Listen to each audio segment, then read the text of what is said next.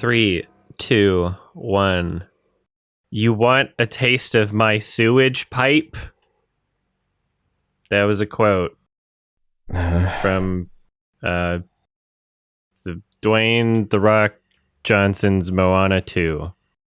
I thought it was from the new MCU movie. Are those not the same thing? Yeah, probably. How are you? I'm not doing the best, as you can probably hear in my voice. But I'm here to fight. I did it in the midst of COVID. I can do it with a.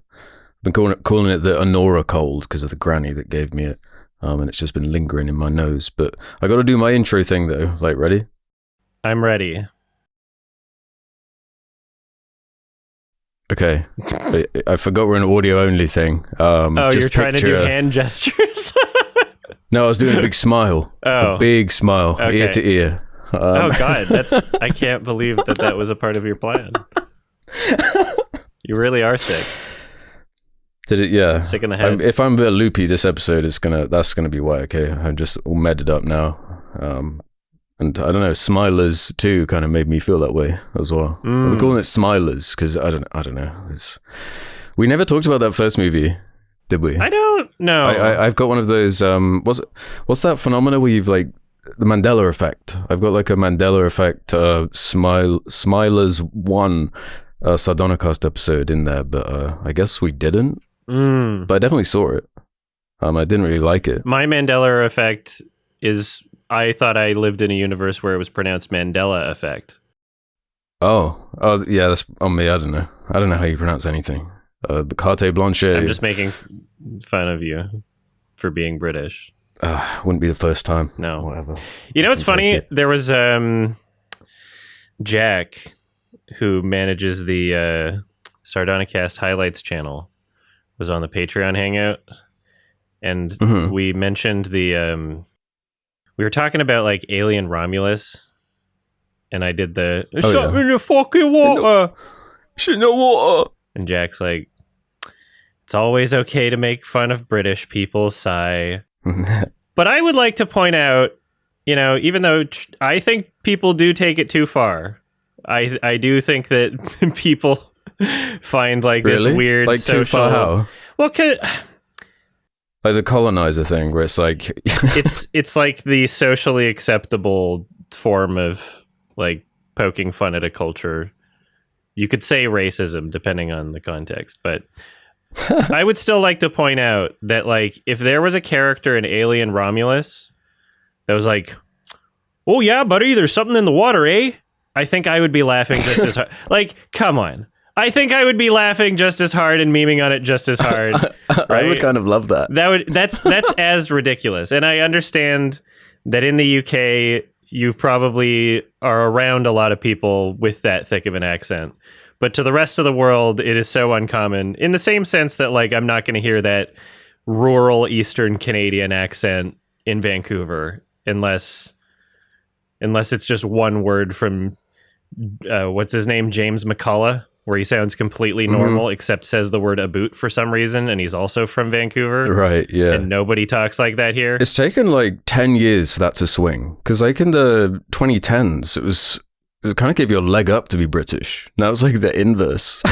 Like, everyone hates your ass if you sound English, especially. I mean, yeah, there is. I would say like in the Twitter era, for sure, there's a lot of, the whole colonizer thing. Yeah, which I don't know. It's like we have, I don't know, I'm going to be patriotic here. Hell we yeah. might have the best sense of humor in the world, so we can take it. Ouch. So get over it. You know what I'm saying? Mm-hmm. Well, you're not a Brit, so you don't. I do know what, well, no, I do. Because I'm cool. Smart. Somebody commented that they missed when we talked about movie news at the beginning of an episode. There hasn't been much movie news over the past while. Like there hasn't been anything. Yeah, it's like what? There's a new Disney remake. Yeah. Oh wow. We got Lilo and Stitch teaser. We could talk about that. How to Train Your Dragon. Although I was actually upset about that. It was the Marcel the Shell with Shoes On director is like helming that Lilo and Stitch. Oh really? That's it? Yeah. So I was like, oh man. For Lilo and Stitch. For Lilo and Stitch. I was like, man, I really like that movie. There's a lot of like promise and potential there. Maybe they just want to get into the Hollywood system or whatever, but... Yeah, they always scoop up some poor sap that wants to make millions of dollars. Another Taika Waititi, maybe. Yeah. Yeah. the torture. Yeah. You're no longer making art for art. Uh-huh. You're now going to do it for money. Oh, well. That's fine. I did find some movie news, though. What's happening? Dwayne "The Rock" Johnson, in a BBC interview, said fans should feel free to sing in the cinema. Quote, especially if you love music. That's the fun part. And this was in an interview ostensibly talking about Moana 2, which is a musical where theoretically there will be new songs that people haven't heard yet. So I don't know if he's expecting them to all listen to the soundtrack released before the actual film, memorize the songs, and then sing to them, or buy multiple tickets to the movie, or he's just talking about other movies. But I don't know. Good.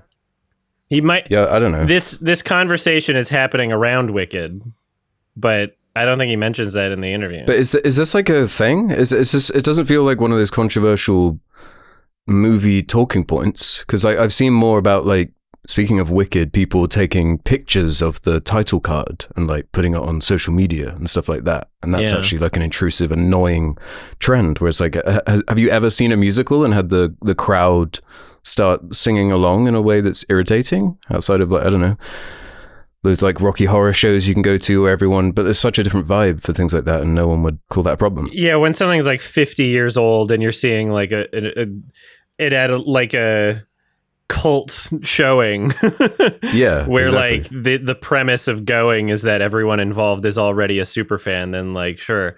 But if it's like a new movie that's out, then you're kind of just ruining the experience for everybody else. Like, I don't know, they're singing in the movie. It would be nice to hear the singers hired to sing in the movie sing, and not some tone deaf idiot. Right? But does this happen? She wears short skirts, I wear t-shirts. I love to be a demigod. Yeah. Yeah, you know how fucking respectful I was when The Lion King got a re-release in theaters. I did not say every line from Scar, even though it was in my head. And I could have. I was about to say, it's definitely in your head. I could have done that, but I didn't. Because I'm a decent human being. Well, The Rock thinks it's okay, though, so you should have done it. And what The Rock says goes, I'm afraid, so... Oh, so, yeah. Somebody's like, excuse me, can you stop? I just, like, have the article ready on my phone. And just, like, you got it printed shove off. it in their face. Oh, yeah. I print it out. And go, shh. And go back to miming along. Yeah. Well, no. The Rock says something stupid. That's movie news. I mean, I feel like we've done this one before. I feel like we've done this exact same thing. Hey, The Rock said something dumb. Was this the press tour for... I just remembered Red One. Like... Redoni. People have messaged me like they want me to watch Red One. It's like... This film looks like Ryan Reynolds should be in it. I know. I if you told me Ryan Reynolds was in it, I would have believed you. Is it Ryan Gosling that's in it? Oh no, it's Captain America. Oh, Chris Evans. Steve Rogers. Yeah, okay. Chris Evans. Yeah, one of the many Chris's. Who needs to get a new agent? Unless, well, he probably likes money too. You know, it's got $150 million budget or something. It might be higher. It would seem he likes money a lot. Yeah. What are you gonna do? Pass up a movie with The Rock in it? I know, right? I have to be in Red One. Mm-hmm. I'm wondering... Yeah, I'm not watching Red One. Like, I would take that job. No one would want me for that job. I'd probably get bullied forever for my acting and being in that movie. But, you know, I'd do it. Yeah, you right now, but what about you as Chris Evans, where like you have all that Captain America money already in your pocket? A lot of Captain America money, not a lot of range, though. You know? He used to pick kind of interesting projects, though. He was in like Snowpiercer and wasn't he in Sunshine? Oh man, Sunshine, that was what I was trying to pluck. Mm-hmm. Yeah, so he definitely needs a new agent or something. Where I don't know if it's like a Al Pacino situation where there was news recently about his finances, where he was like justifying why he was in like Adam Sandler comedies and whatnot, and these blatant ads and stuff, because they get used to having, I guess, like $50 million in the bank, and then they buy mansions all over the world, and the upkeep of them like just drains them over years, and then they're like, oh crap, I didn't manage my finances very well. Yeah, it's like, cool, man. Yeah, I'm glad you can just pop into an Adam Sandler movie and get an absurd paycheck. I don't really feel much sympathy there. When you start living a lifestyle that requires you to be making as much money as like the most you've ever made in your life, but consistently forever, even though your work is gig work, basically. I don't get it. I don't get it. It's like Nicolas Cage buying T-Rex skeletons and stuff like this. It's a dreamland some of these people are living in. I don't think I'd get hooked on that. Like, I don't think I would do, like, no. I don't think it's in my character.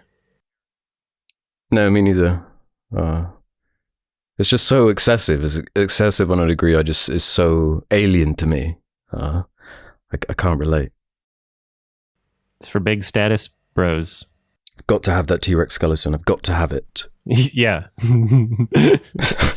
It's made for me. It's beckoning me. Never ask why. Never ask why you need your 10th mansion in a country you never go to. Yeah. And like what was it? I think it was like Kanye was like bragging about like he owns mansions with swimming pools that he's never even swum in. And it's like, is that really a good thing? No, it's not. Like, that's kind of pathetic. It's a problem. Yeah. It's a mental health problem. Yeah. Just so you can brag about it? Yeah. No.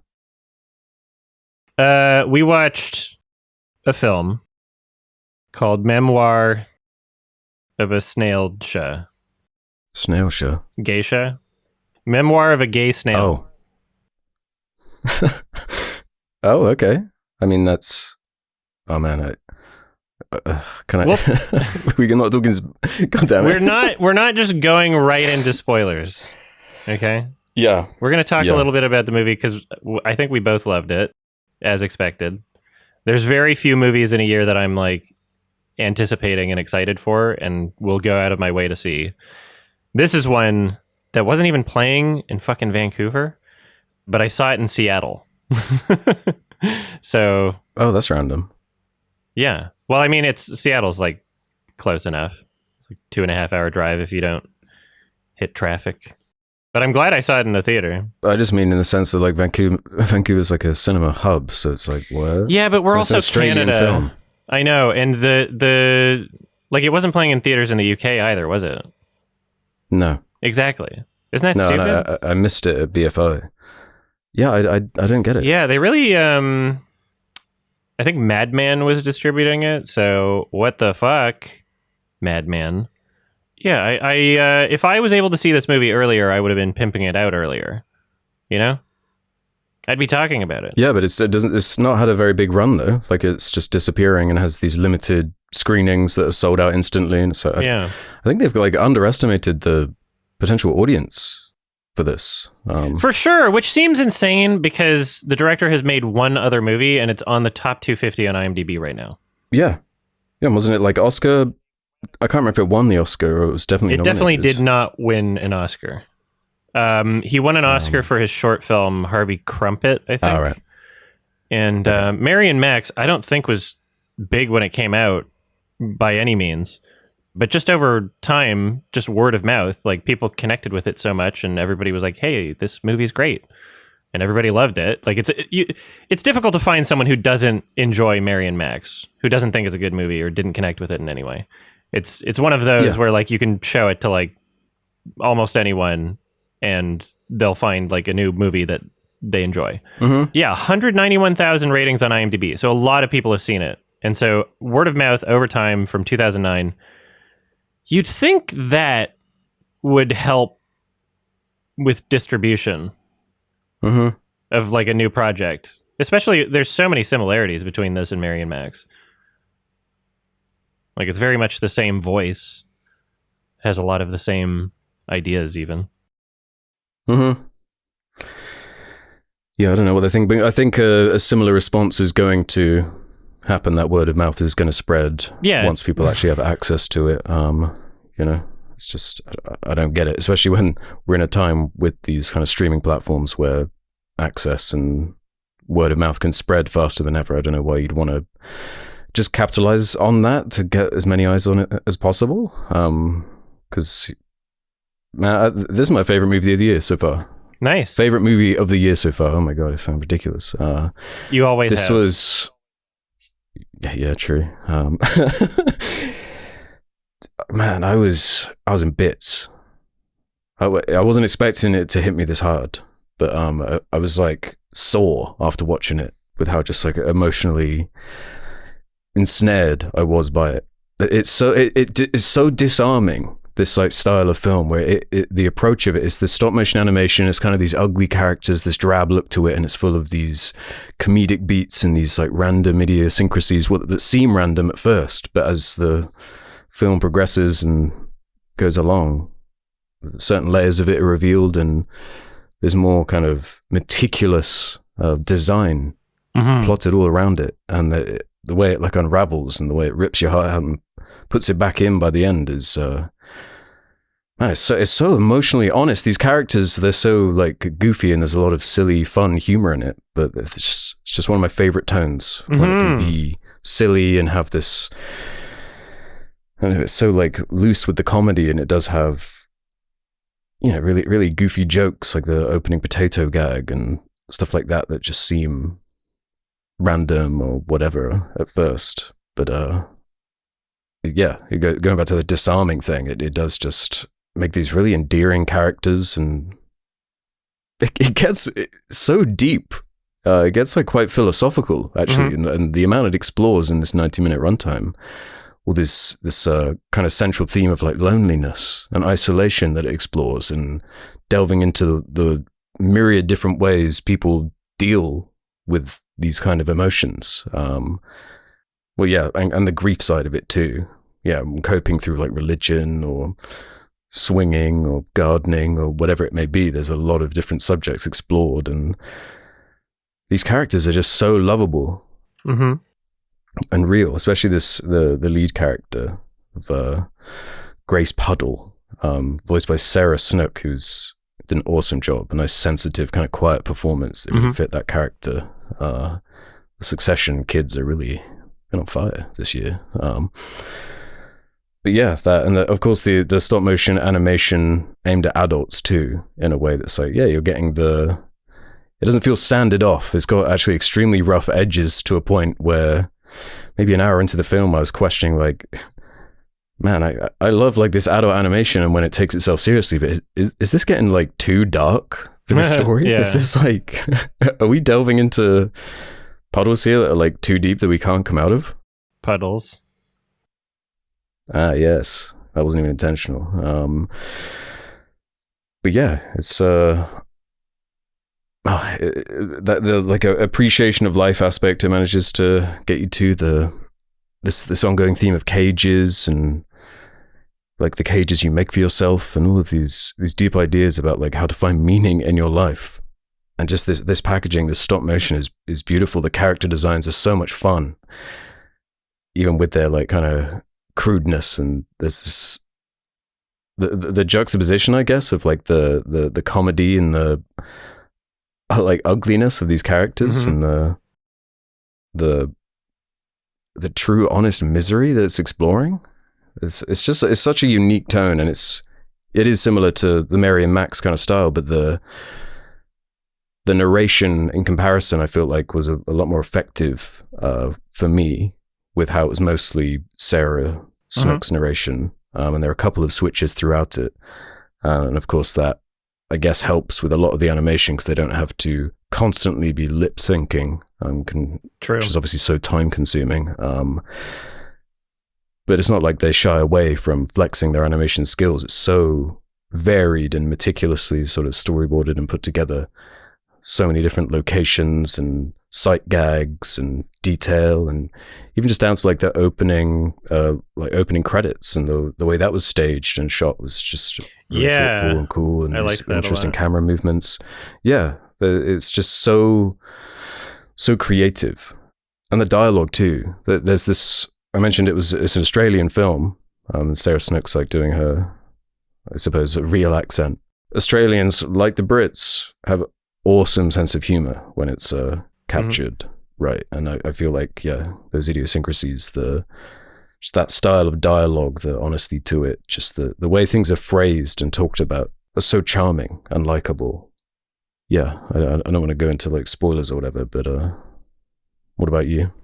I think that this film is like a perfect blend of like something cute and endearing and tugging on your heartstrings in a way that a lot of animated films for children try to do, but with the blend of that also encompassing really dark ideas and a lot of like really sad, depressing ideas. I love the balance of those things because, for one, the dark and depressing ideas help me to get into the like cute, endearing, sort of like tugging on your heartstrings aspects.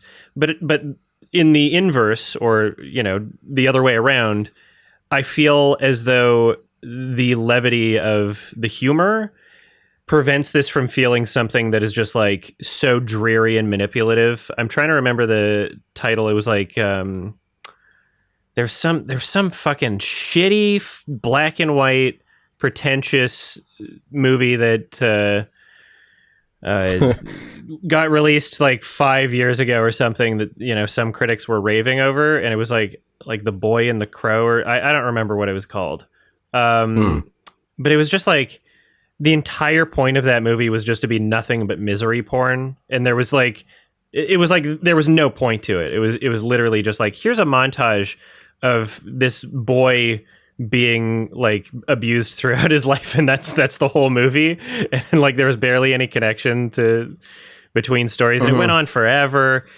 This movie, I like that even during the serious scenes, of which they are very effective in their seriousness, you still get like, not only the animation style being humorous and cute and having personality, but you also get, things that you mentioned, like the visual gags.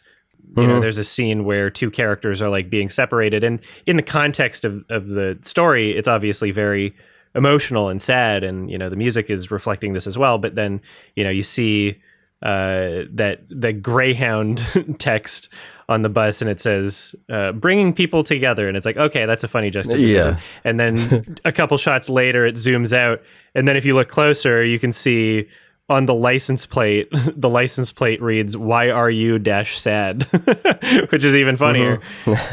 And so they don't shy away from having these kind of unserious, jokey moments even within serious scenes. And also, no matter how depressing things get for any given character, there's always like some sliver of hope. There's always some tiny amount of comfort that exists in the main character's life. Even when so much is taken away from her, there's always like one thing to keep her going. And I like that that they always had some consistent like reason not to give up, sort of thing. Like, oh, there's something to look forward to, maybe, like not all is hopeless. Like it easily could have been a film that felt like hopeless and just like absolutely depressing. And even though much of it is depressing, I like that it didn't feel like misery porn. It was almost inching towards that in some scenarios, in some concepts, in some scenes, but it never had that issue completely, I guess. It manages to avoid it, and there's a bit of a roller coaster motif that's mentioned a few times in the movie, and it's very much like how the movie emotionally affects you. But importantly, by the end, it does feel like a complete package. It doesn't feel like a one note, oh, this was just misery porn, and great, I guess you ruined my day. Like, that's fine for some movies. Yeah. But I don't know. I don't think that really would have worked for this style of film. But what you're saying with like these sight gags and visual gags, that it's detailed it's so like detail oriented, and it's not just the like obvious stuff with the visuals. It's in that writing too. There's so much like packed into that narration and these like characters that might not even be on screen for that long, but feel really fleshed out. And it's real, like the level of detail they put into just these little things that just remind you of like your, maybe not yours, but just the way you think about things, or these little random observations you might have on someone. Like one that really stood out to me was when the main character is talking about her dad. And she describes how he's obsessed with these black jelly beans and always has aniseed breath, and like just these little details about like the favorite color of those people being beige, and the coffee enemas, and just like random stuff like that, where it's like, oh yeah, these are like funny ideas, and it's humorous in the moment, but it's also like building into this whole world that feels really believable, despite the absurdity of how it might look on face value. If you show someone a frame from this and be like, look, this film destroyed me, it made me cry. I don't know if like people would believe you without watching it themselves, but it really is that emotionally effective. Yeah. One of the like detail observations that the character makes has a lot of similarities to Mary and Max. I think Adam Elliott just likes doing this. He'll write into his films a description of smell, and I always find that funny. Yeah, and interesting too. And it adds like a layer of like texture to the scenery. Just saying how like a character smelled or how a room smelled. Yeah. It's an interesting observation. There's loads of kind of deep observations throughout the whole movie, actually, where we're talking about that humor, but it's not normally at the expense. It's not like obvious, like Adam Sandler humor in that way. There's, I don't know, they seem to understand the kind of human condition in quite a like detailed way. Like there's a scene. I really don't want to spoil anything, so I'm just kind of dancing around how to describe some of these things. Let's just say there's a drunk driver like that's just mentioned. And the way it's described in the narration is that a character is made an alcoholic, just like the guy who was driving the car that caused him to become an alcoholic. And just mentioning this like cyclical thing, and just this idea that like these things don't just happen for a reason. Well, they don't happen for no reason. There's often, I don't know, complex.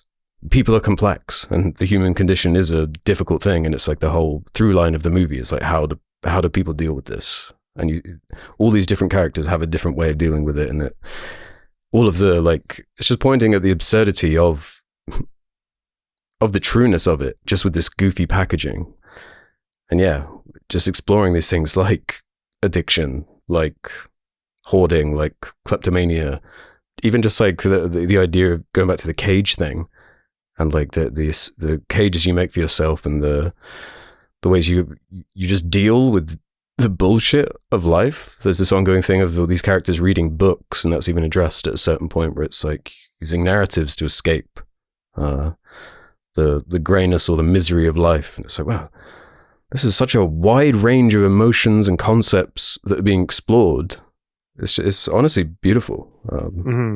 Yeah, it's a film that I think everybody would enjoy, much like Mary and Max, just like nobody has seen it, or it's not on many people's radar, you know?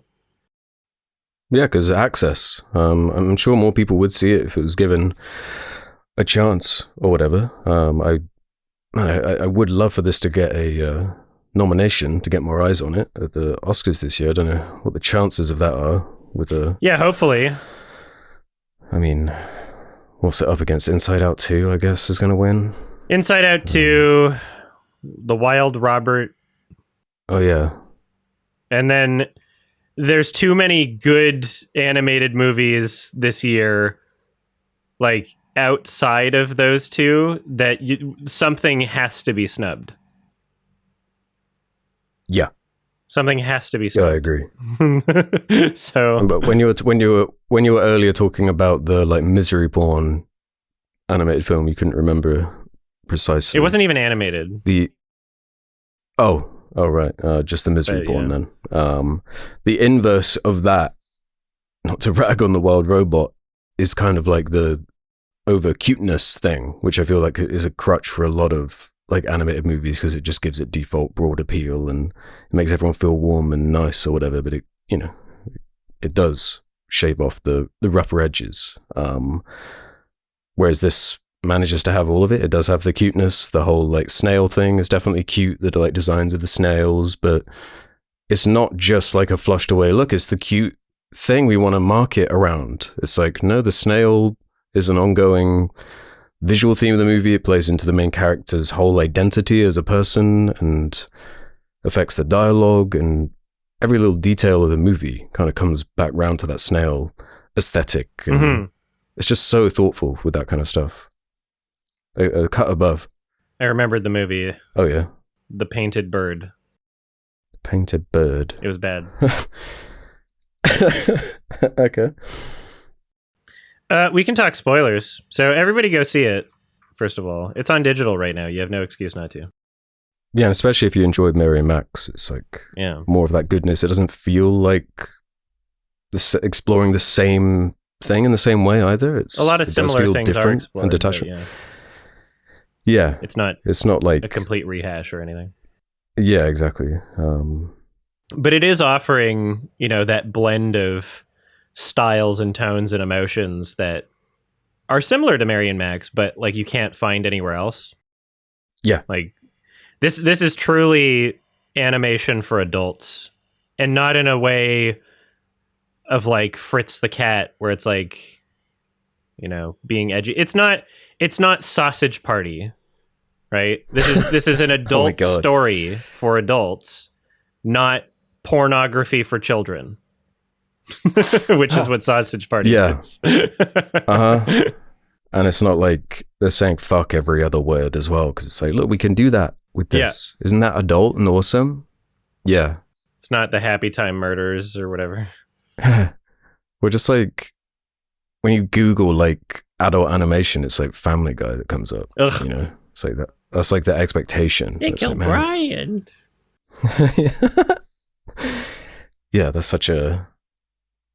I feel like we just said time and time again, like the potential of animation and what can be achieved when it is let loose like this. And this is another example. Like Mars Express as well. That was verbally jerking off earlier this year as well. Like it really is just prime for storytelling. And I kind of love that simple narrative structure it has, where it is like the main character reminiscing, just describing to a snail like about her life, but the complexity comes from like the devil in those details. And I guess I can say, if we're in the spoiler section, like the point where I was like, is this like getting too dark? The whole like, she finds her husband at a certain point, as you said, like that's like a nice bit of hope. She's got this man, and then he turns out to be like a feeder. Have like a feeder fetish, and has this like scrapbook of all this creepy documentation of all these various women that he's got into this feeding thing, and gets to her. So she obviously breaks it off with him. And it's like, man, this is after the point where the whole twin dynamic has been like torn apart as well, with that insanely dark, I guess, B plot with the whole religious family, the like preacher on the apple farm, which is a funny joke in and of itself. The fact that they have the apple tree, like they're farming apples, and all the brothers and all the like visual gags that come from that, like the one reading the book upside down and all that stuff there. But man, does that get dark too. With the all the little details are set up so well, like the whole way that concludes with the fire at the church, but the whole fire angle and I'm blanking on the word for when you're like obsessed with fire. Pyromaniac? Pyrocynical. Yeah, pyromaniac. Yeah, when you have a bit of a pyrocynical going on, that's like established because it starts the narration starts when they're young kids, and they delve into that. The main character's twin brother does have this obsession with fire, and it kind of builds up to that. And a little detail on the fire that I loved, there's a shot where when they're establishing that he's a pyrocynical, he's putting all these matches in the ground, and the way they animate the fire spreading is so simple and effective. Just these like kind of little cutout 2D flames that they kind of were like placing on top of it, and it's just, I don't know, beautifully done. A really strong art style throughout. But yeah, did you agree with that sort of point of the movie where it gets, man, is this misery porn territory? Like, the twin is dead, the husband's gone, like, and then there's the Alzheimer's, and it's like, oh my God. I mean, yeah, like there were a few points in the movie where it was just like, oh my God, are we pushing it? It was kind of pushing it. But it never went completely overboard. During the part where it's like, oh, we saved up enough money, my brother can come to our wedding. And then she gets the note. I was like, oh, damn, really? And, you know, that the scene that shows, I guess, what happened through the narration of that crazy preacher mom character. Scary character. Oh, yeah. Near the beginning of that, I was kind of like feeling a little detached in the sense of like, okay, I'm not sure I'm getting like the full emotional weight of this happening, and mostly just because it just felt like kind of out of nowhere. But then as the scene went on and it went into more detail showing like the series of events and like what really happened. Yeah. And as it became more of like a incredibly malicious thing, and seeing her close the door on him too, I was like, oh my God, no. And I was really feeling the emotions, and I felt such like dread and anger and yeah, it makes you mad. What is special about this film is that scene can happen, and I can actually believe that the film would do that. Yeah. And so, you know, we're in spoiler territory. By the end of the film, there's a reveal that it turns out he didn't die. But I didn't see that reveal coming, because I wasn't expecting the movie to be like, oh yeah, they would never do that sort of thing, right? Because there's a lot in this movie that they do show that is super dark. Characters die, right? Like, there's a lot of genuine misery and darkness. And so there was never any point where I was like questioning the legitimacy of what they had the balls to show. And I fully believe like this is a film that could do that. I'm glad that it ended the way it did, because A, I didn't expect it, and B, it is a nice way to end the film. Like, it gives you a bit more of hope, and a bit more of a nice note to end on, and the emotional payoff of that is pretty powerful. It's really powerful, yeah. But I'm just, that type of scene, any other fucking animated movie, because most of them are for children, and even a lot of the ones that pretend not to be are fucking, like, most live action films are fucking cowards when it comes to killing characters, especially children. You just think, no, you're not doing that. Obviously he survived, right? That 99% of other movies, I would just be thinking that in my head, because they don't show anything real, and there's no expectation that they're showing anything real because they hadn't, whereas this director and this film up until that point, especially as well, it already showed that it had the balls to do depressing, dark, real shit. So that, in that sense, it was a very effective twist. I was never questioning it, and I was just so happy to experience a film where something like that could be pulled off successfully. Yeah, no, I completely agree with that. The first time it got me with that sort of emotional darkness was the death of their father, who I mentioned kind of, he was the Frenchman, the French performer who was injured in a car accident, and he's an alcoholic. And there's that dark humor of, he's got sleep apnea, and they're like clapping there, and that funny visual of them doing that, like trying to wake him up when he's asleep. And then it gets to the point where he no longer wakes up. And that's when it first kind of surprised me with like, oh wow, this is like really emotionally affecting me, the way this has like been presented, and the way I have been kind of disarmed by this presentation. And yeah, as you say, it like builds on itself, and you buy into the stakes of the world, because there is something like real and scary about it. Yeah. Actual consequence. Yeah, exactly. And the way they do uplift you with, I think that Pinky character is amazing. what a great like fleshed out character, because it's like a whole ongoing gag with her where she's lived this insane life, and she's had all these various husbands that have also all died, and each one is kind of crescendos with this little funny joke of her going, "Oh, baga," every time, like in this really, really kind of nonchalant way, which is awesome. But there's another kind of emotional sledgehammer that character winds up kind of bringing to the main character at one of her lowest points, where they kind of swap roles, and there's the reincorporation of the potato thing, and the reveal of that letter in there that she wrote when she was of her better mind, and just I thought the way they switched around the narrators was really effective for like the biggest emotional impact, and it still all feeds like back into the Grace lead character, but man, it's so unpredictable the way that those emotional moments hit you, and just the way it's structured like that. I was never really bugged by it. It never seemed obvious, as you're saying, with like that death. It doesn't seem like a traditional like paint by numbers structure.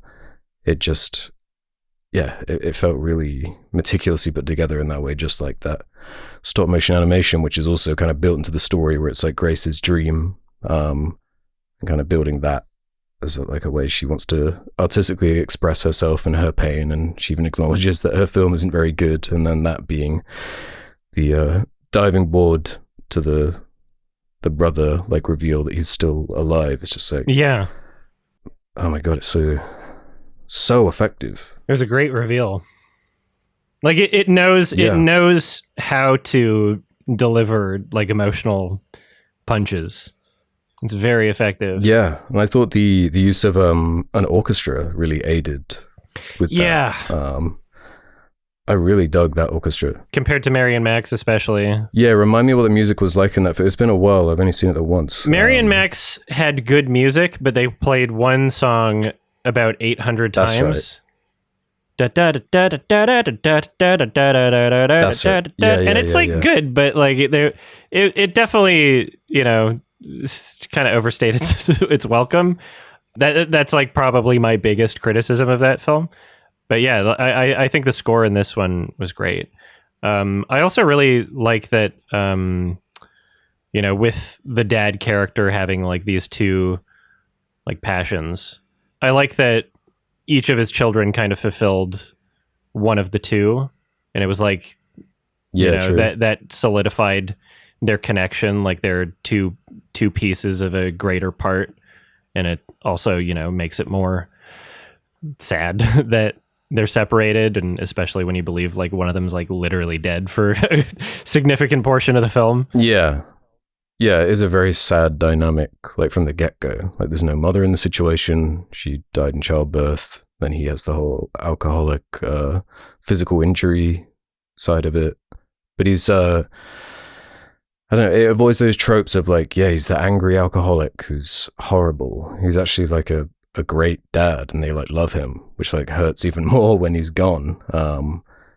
And it's about like the way that someone might deal with this level of misery, or just the human condition, and going into like these random characters like the swingers and the judge that was like jerking it in gooning court and stuff like that. Gooning in court. The court gooner. And, if there was I guess the tiniest of nitpicks, that was the only reincorporation that seemed a bit more like, okay, that's more of a stretch compared to the other ones, I guess, with the judge coming back. Yeah, the movie wouldn't have been that different without it, I guess, but I wasn't offended by it being there, for sure. Yeah, me too. I'd only bring that up just as, I guess, one nitpick I could think of. Yeah. And like it wasn't so consequential anyway. Like, I don't know exactly what would she have done community service? Like, I don't know. Yeah, exactly. It was just kind of like a nice callback in a way. Yeah.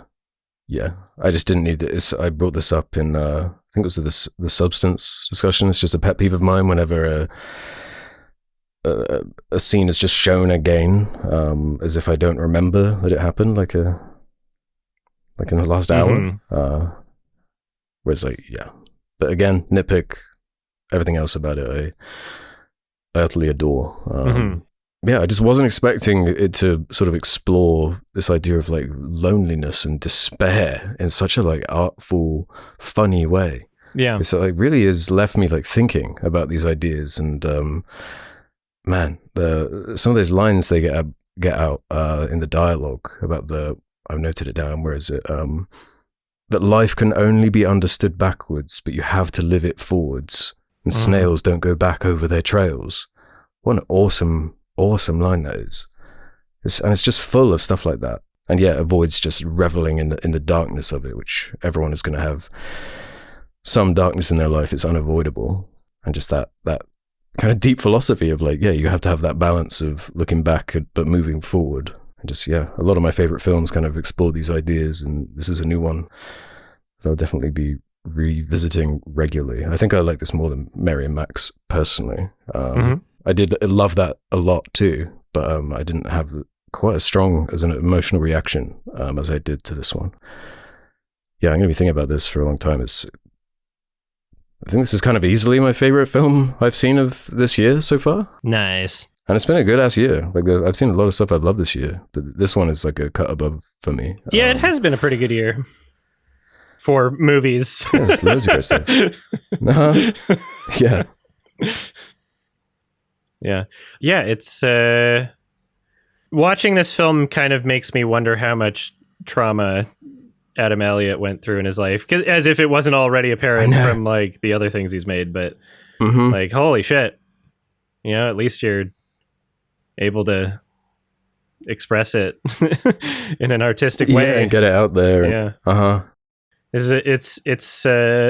He's really good at making traumatic comfort movies for autistic people. Is how I describe Adam Elliott. And finding humor in that darkness too. Just like stuff like Pinky's Pity Pit, where like she winds up being buried, and it's like it's like really funny and interesting like that. But man, I'm still recovering from watching it. So everybody watch this movie. It's fantastic. Love it. Excellent example of animation for adults, and real animation for adults, and not porn for children like Sausage Party. I was giving it a high 8 out of the theater. I think after this discussion, I'm bumping it up to a 9, and I'd love to see it again. I'll have to think about how it compares to Mary and Max, as I've only seen this once. But I was genuinely tempted to just watch it again last night. I actually got sent a screener copy, but it was just like, I had already had plans to see it in the theater by this point. And it was like, okay, well, it's only in the theater for like one more day. I'm going to be in Seattle. Let's do this.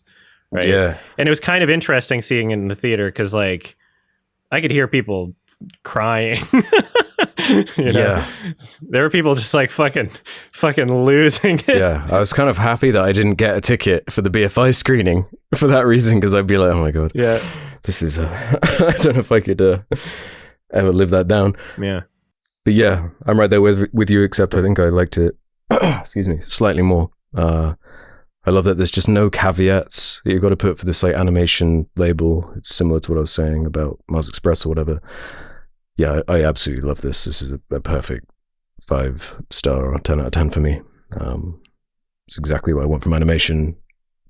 But that's not to say that like every other technical element is exactly what I want to see in film as well. As far as that writing, the music, it's just meticulous, and you can tell that the time and honesty it's just unparalleled to me. So please watch this. Yeah, please watch this, and please, anybody working with Adam Elliott, send me his next film when it's new, because I'm probably going to love it. Yeah, there's few things you have to worry about by sending me a screener copy early. I would have loved to have seen it at TIFF. There was only one screening, and it was for distributors only. It was like an industry. Like I couldn't even get in as press. It was like, shit.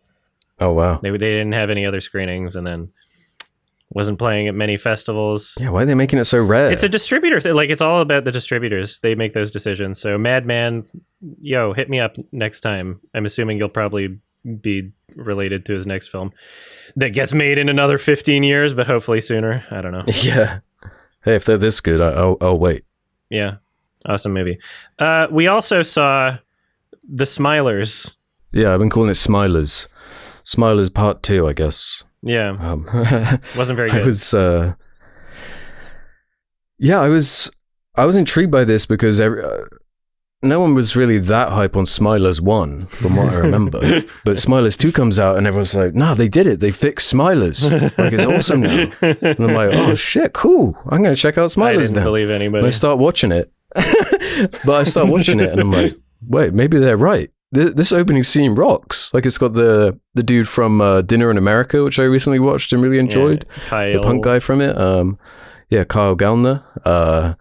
And I thought that was quite a frenetic, like, cool one they had going in there. I was like, wow, I don't remember this energy in that first movie. If we can keep this up, maybe I'll be there with everybody else.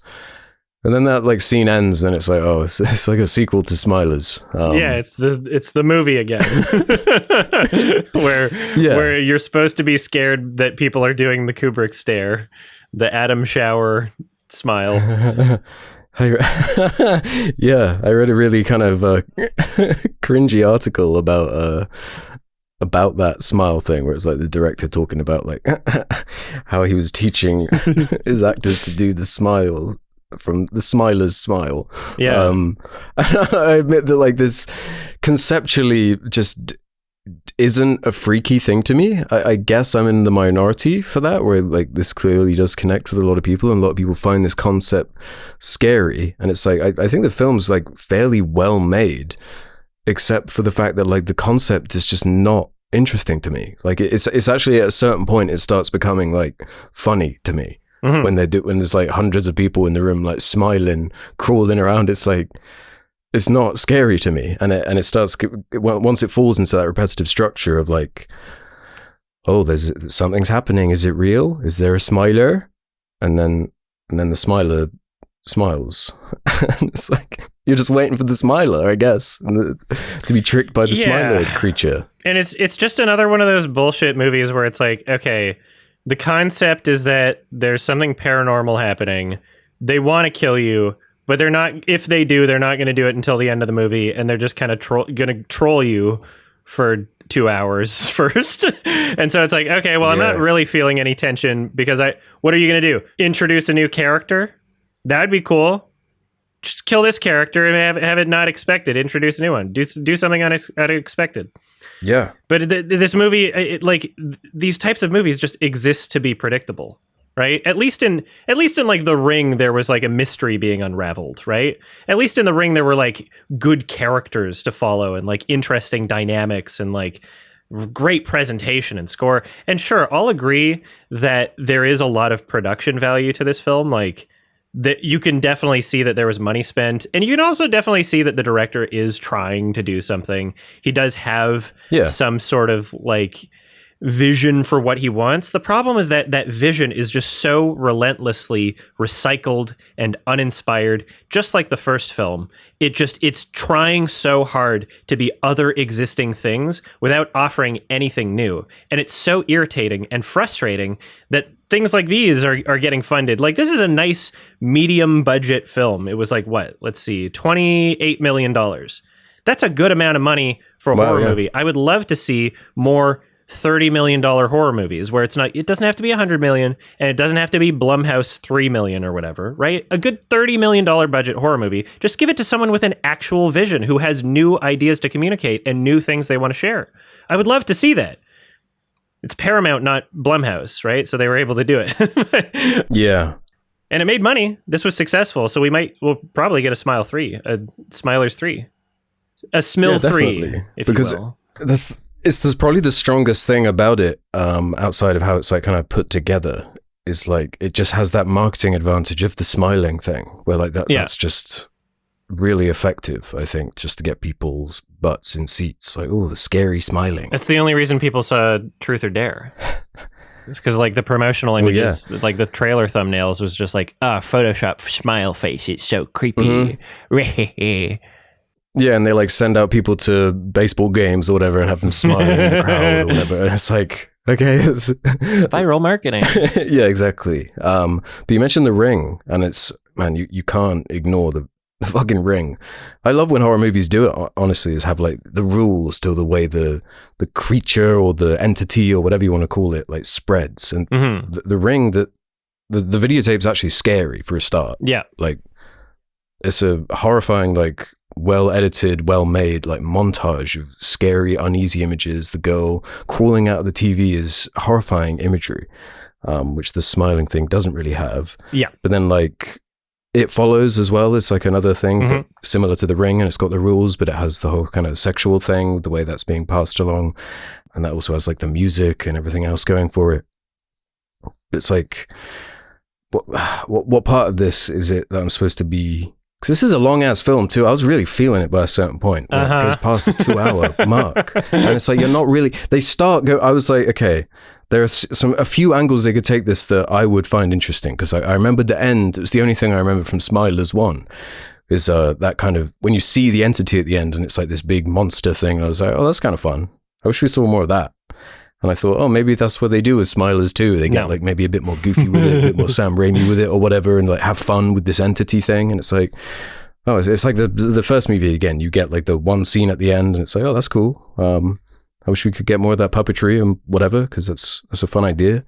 But like the whole idea of this lead character, this pop star, and how seriously it's taken and how serious that performance is, and how like they're trying to explore these ideas of like what it means to be that famous and all the kind of baggage that comes with it. It just doesn't work with the smiling thing to me. Like it doesn't enhance it to me. Whereas like, I mean, we had The Substance this year. That's kind of these sort of ideas explored in a way that I connect with, where it has that bombastic, over-the-top tone, but it's self-aware and comedic in the way it's presenting it. And it kind of builds itself in a way that, I don't know, isn't clashing. There's a thematic purpose to the horror genre that it's exploring too, like body horror, body image, right? Like it connects, the pieces fit. You have something to express, right? Versus the Smilers too, which is, wouldn't it be scary if they looked at you? And I thought maybe another angle they could take was like, okay, you mentioned The Ring and the whole, I love when in that film when they start like trying to explore like, what is this, like how do we explain this or whatever, and the research that the main character goes into. I thought they were going to do a bit more of that, like explore the Smiler's lore. And they kind of trick you. They're like, yeah, we're going to do that. At like the halfway point, they introduce this character who's like had a brother who was affected by the Smilers, but it's just kind of put down again. It's like, man, why is this so long then? I just wish this was more focused on one of these things. Because if it was this production, but it was like 90 minutes long, you had like the ending scene, maybe I'd enjoy this a bit more, but it's so repetitive with those jump scares and that kind of structure to the way the horror's built up to these jump scares. And it's like, oh, I guess just this again with the Smiler guy. Whoa, smile. It's a very bullshitty type film. Yeah. And like the consequence of it just takes so long for it to actually sort of like manifest into something that by the time it does, I'm kind of like, this wasn't really worth the wait for me. No. Like I'd much rather watch a Ring, It Follows, The Substance. I was even thinking about Trapped. Or Trap, sorry. Yeah, not the band. With no. Yeah, with the pop star angle, obviously with M. Night's daughter. I was thinking, man, at least that was like kind of funny. There was some similarities, yeah. Let's talk spoilers, because there's something that just is absolutely pissing me off about this film. It's like, first of all, there are no rules, right? So unlike something like The Ring or It Follows, like there's no time limit, right? The Ring, every time you see the title card of like the day of the week, it adds a new layer of tension. True, yeah. There's not like a ticking time element. Yeah, and the horrific things happening to the character and the things that she discovers, they get elevated over the course of the film. It's a building, slow burn kind of, not even that slow. It's a building culmination of tension and fear. Anxiety increases over the course of the film. Many scenes in Smile 2 could have easily just been, like swapped, right? Interchanged. Didn't really have a sense of build. It didn't have a time limit. There were no clear rules. And even once they pretended to establish rules, by the end of the movie, they're like, actually, nothing happened. Yeah. That was the twist. Nothing actually happened. This entire movie. It was all a dream. Which is the horror trope everyone rags on about for being lame, where it's like, oh, that scare didn't happen. None of it happened. And what's so funny is, like, from the beginning of the movie, they introduce her as like a pop star. I'm like, okay, well, obviously they're just going to do a thing at the end of the movie where she smiles on stage. And then the end of the movie is supposed to be like, isn't this more scary knowing that she's infecting more than one person? Like, I said, obviously that's going to happen. And then it's coming closer to the end of the movie. She's like nowhere near the stage. I'm like, I still believe it's going to happen.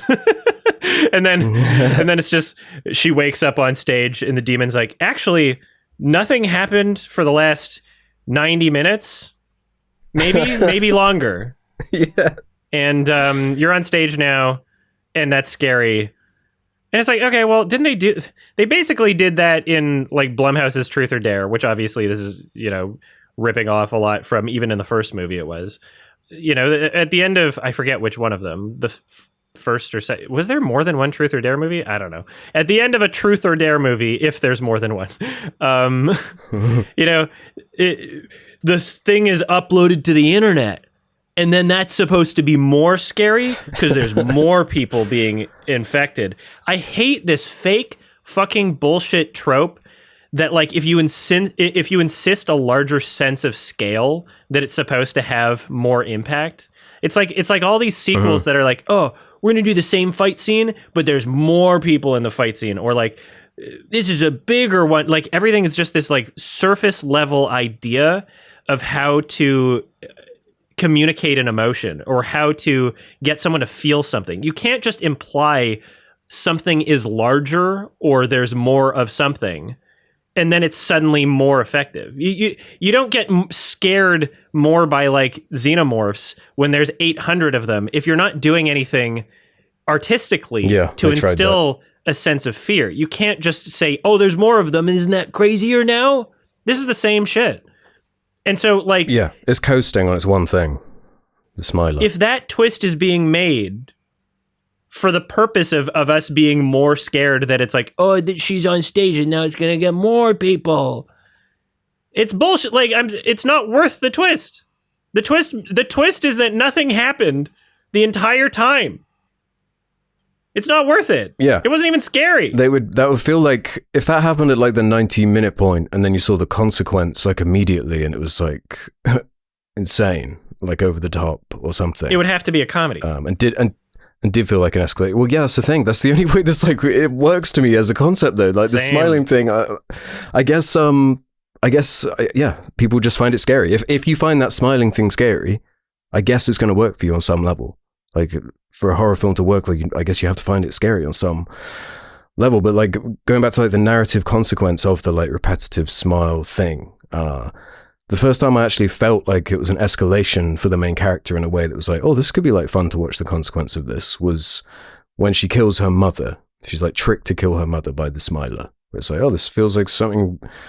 There's actually something happening here. But then it kind of veers off to the character I mentioned earlier, the law guy, who's like, yeah, if we just freeze you and do a surgery on you, then we could deal with this smiler once and for all. But yeah, it doesn't really deliver anything.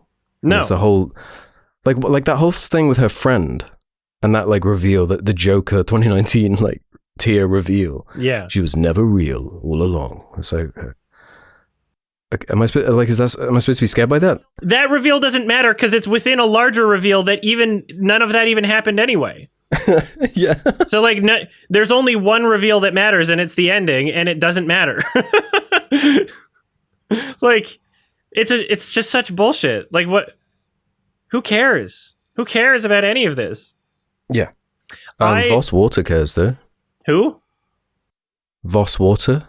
You not notice that product placement? It was egregious. Every scene she was drinking Voss water. So somebody like asked about that, and the director said that it wasn't even an official thing. Really? Yeah. So I don't know if I believe that, or it just seems silly not to have some kind of a deal. It seemed like it was getting a lot of attention. Yeah. The Voss was, according to the director, really it's incidental. Okay. Right. Yeah. Well, it was memorable for that, for the Voss. Yeah. Makes me want to drink water out of a glass bottle. So I did a really bad note for this movie that I'm hoping you can like remind me what it means. Sure. I just noted down smile dog jump scare, parentheses, with sound. Was there like a smile dog in this at some point? Maybe you mistyped car. Smile car? Because remember, she's like on the bed and her friend's on the bed, and then she's like smiling because it's so scary. And then it cuts, and there's like her eyes turn into headlights, and she beeps. Oh, yeah, I remember that one. No, it was something to do with a dog, though. Otherwise, I don't know why I would have put smile dog jump scare. I don't remember a smiling dog, or maybe you thought it would have been a great idea to have a dog look at her and smile. Because I think that's a cool... If you make Smil 3, I think Smilthregan, if you make that, you could have her go to the zoo, and then smiling giraffe. All the animals will have the smile. That would be fun. Smiling bird. Yeah. She looks up in a tree and a pigeon smiles at her. Some of the CG in this movie was fucking atrocious. Like when they did the big eyes, like Tim Burton's big eyes character funny, smile, like holy shit. Yeah. Most of the overwhelming majority of scares in this movie were just funny. And I've said from the beginning of Smile 1, I mean not the beginning runtime, but since that movie was released, I've always said that movie would make a perfect horror comedy parody film, right? And I've been itching for something like that. You know, the Scary Movie was fun. It doesn't have to be like complete airplane level randomness or anything, but the first movie already exists as an unintentional parody of other horror films because it's borrowing and ripping off of so much and so clearly that every time it does something, I'm like, oh, you're just doing this. You're doing The Ring. You're doing It Follows. You're doing Blumhouse Truth or Dare. You're doing blah, blah, blah, blah, blah. Every single fucking scene is one of those. And I'm like, damn, if you just had some self-awareness and you were like making commentary about those films, or you just had like a horror comedy tone, you know, more of like a Sam Raimi type thing, I think that A, the directing style would have worked better for the film. Yeah. And B, like there's literally a scene in the first Smile movie that if you remove it from that film and place it in a horror comedy parody and don't change anything, it works great. The birthday party scene where the kid opens the present and it's a dead cat, and then she cries and then falls on a table and it breaks like fucking slapstick. Like, that's a great scene. I was laughing. That was a hilarious scene. I loved that scene. I found the first Smiler pretty funny. And not just the fact that Saucy Bacon was the main character. That's a cruel name. What was Kevin thinking with that? Like, why have you done that to your daughter? But yeah, they could have had the best of both worlds with that, you know? Like, if it was written with that kind of finesse where they know most people are going to find the smiling thing scary, so you could get both audiences in there, you know? Exactly. Like the actual horror fans who love the smiling and are all into that, but then like the Sam Raimi-ish kind of fans that like the wink, wink, nudge, nudge, like stuff going on too. But instead of, it's definitely not for me. That's for damn sure. Smile dog jump scare with sound. Saucy Bacon. Isn't that cruel? That is fun. I don't know if in Canada they call sausages saucies as much as they do over here, or like in Australia, but I've always known them as saucies. You want a saucy? Like, so I just think that's cruel. Saucy Bacon and a double pork name. Yeah. It's too far. Even if we don't go with sausages, like it's like SAUCY is how it sounds. Like there's a lot of sauce on that. Oh, right. Yeah, true. I didn't even think about that. Double entendre of food. Yeah. Yeah, the first movie was funnier also because like it was a little more rough around the edges. Like a lot of the performances were pretty bad in that movie. And so I guess there's an improvement in terms of like the production value of Smilers 2 the performances, there's a lot more effort and talent. But, in the greater picture of it, it makes the movie more boring for me because it's just not as funny. Like there's few things that worked for me about Smile 1. One of them was the unintentional humor aspect, right? And there was just much less of that in this film. I wish it didn't take itself so fucking seriously. I wish it was a horror comedy. Yeah, I agree. And now this director is going to be remaking Possession. Oh, God, yeah, I forgot about that. Yeah. Oh, no. Isn't that the worst? That's more scary than anything that happened in either of these films. Scarier concept, that's for sure. It's existential horror. Why though? It's not even a film that has like. It's not like remaking Halloween or something. It's not got that name recognition. It's like a film person movie, isn't it? It's not a movie that you could improve. Also, and that, yeah, like there's like literally no point to a remake. And for this, like, what are we gonna get? We're gonna get like, are you gonna just load it with shitty jump scares? Are you gonna load it with like a bunch of uninspired nonsense that's just clearly borrowed from other movies? Like, what are you gonna fucking do with it, dude? Like, come on. Oh, dude. Like, at best, it'll be fine, right? That's a horrible idea. Yeah, it's a terrible idea. Maybe I only really trust Luca nowadays. If I hear there's something being remade. Yeah, I'd be interested in that, but nah, not this one. Yeah, that's horrifying.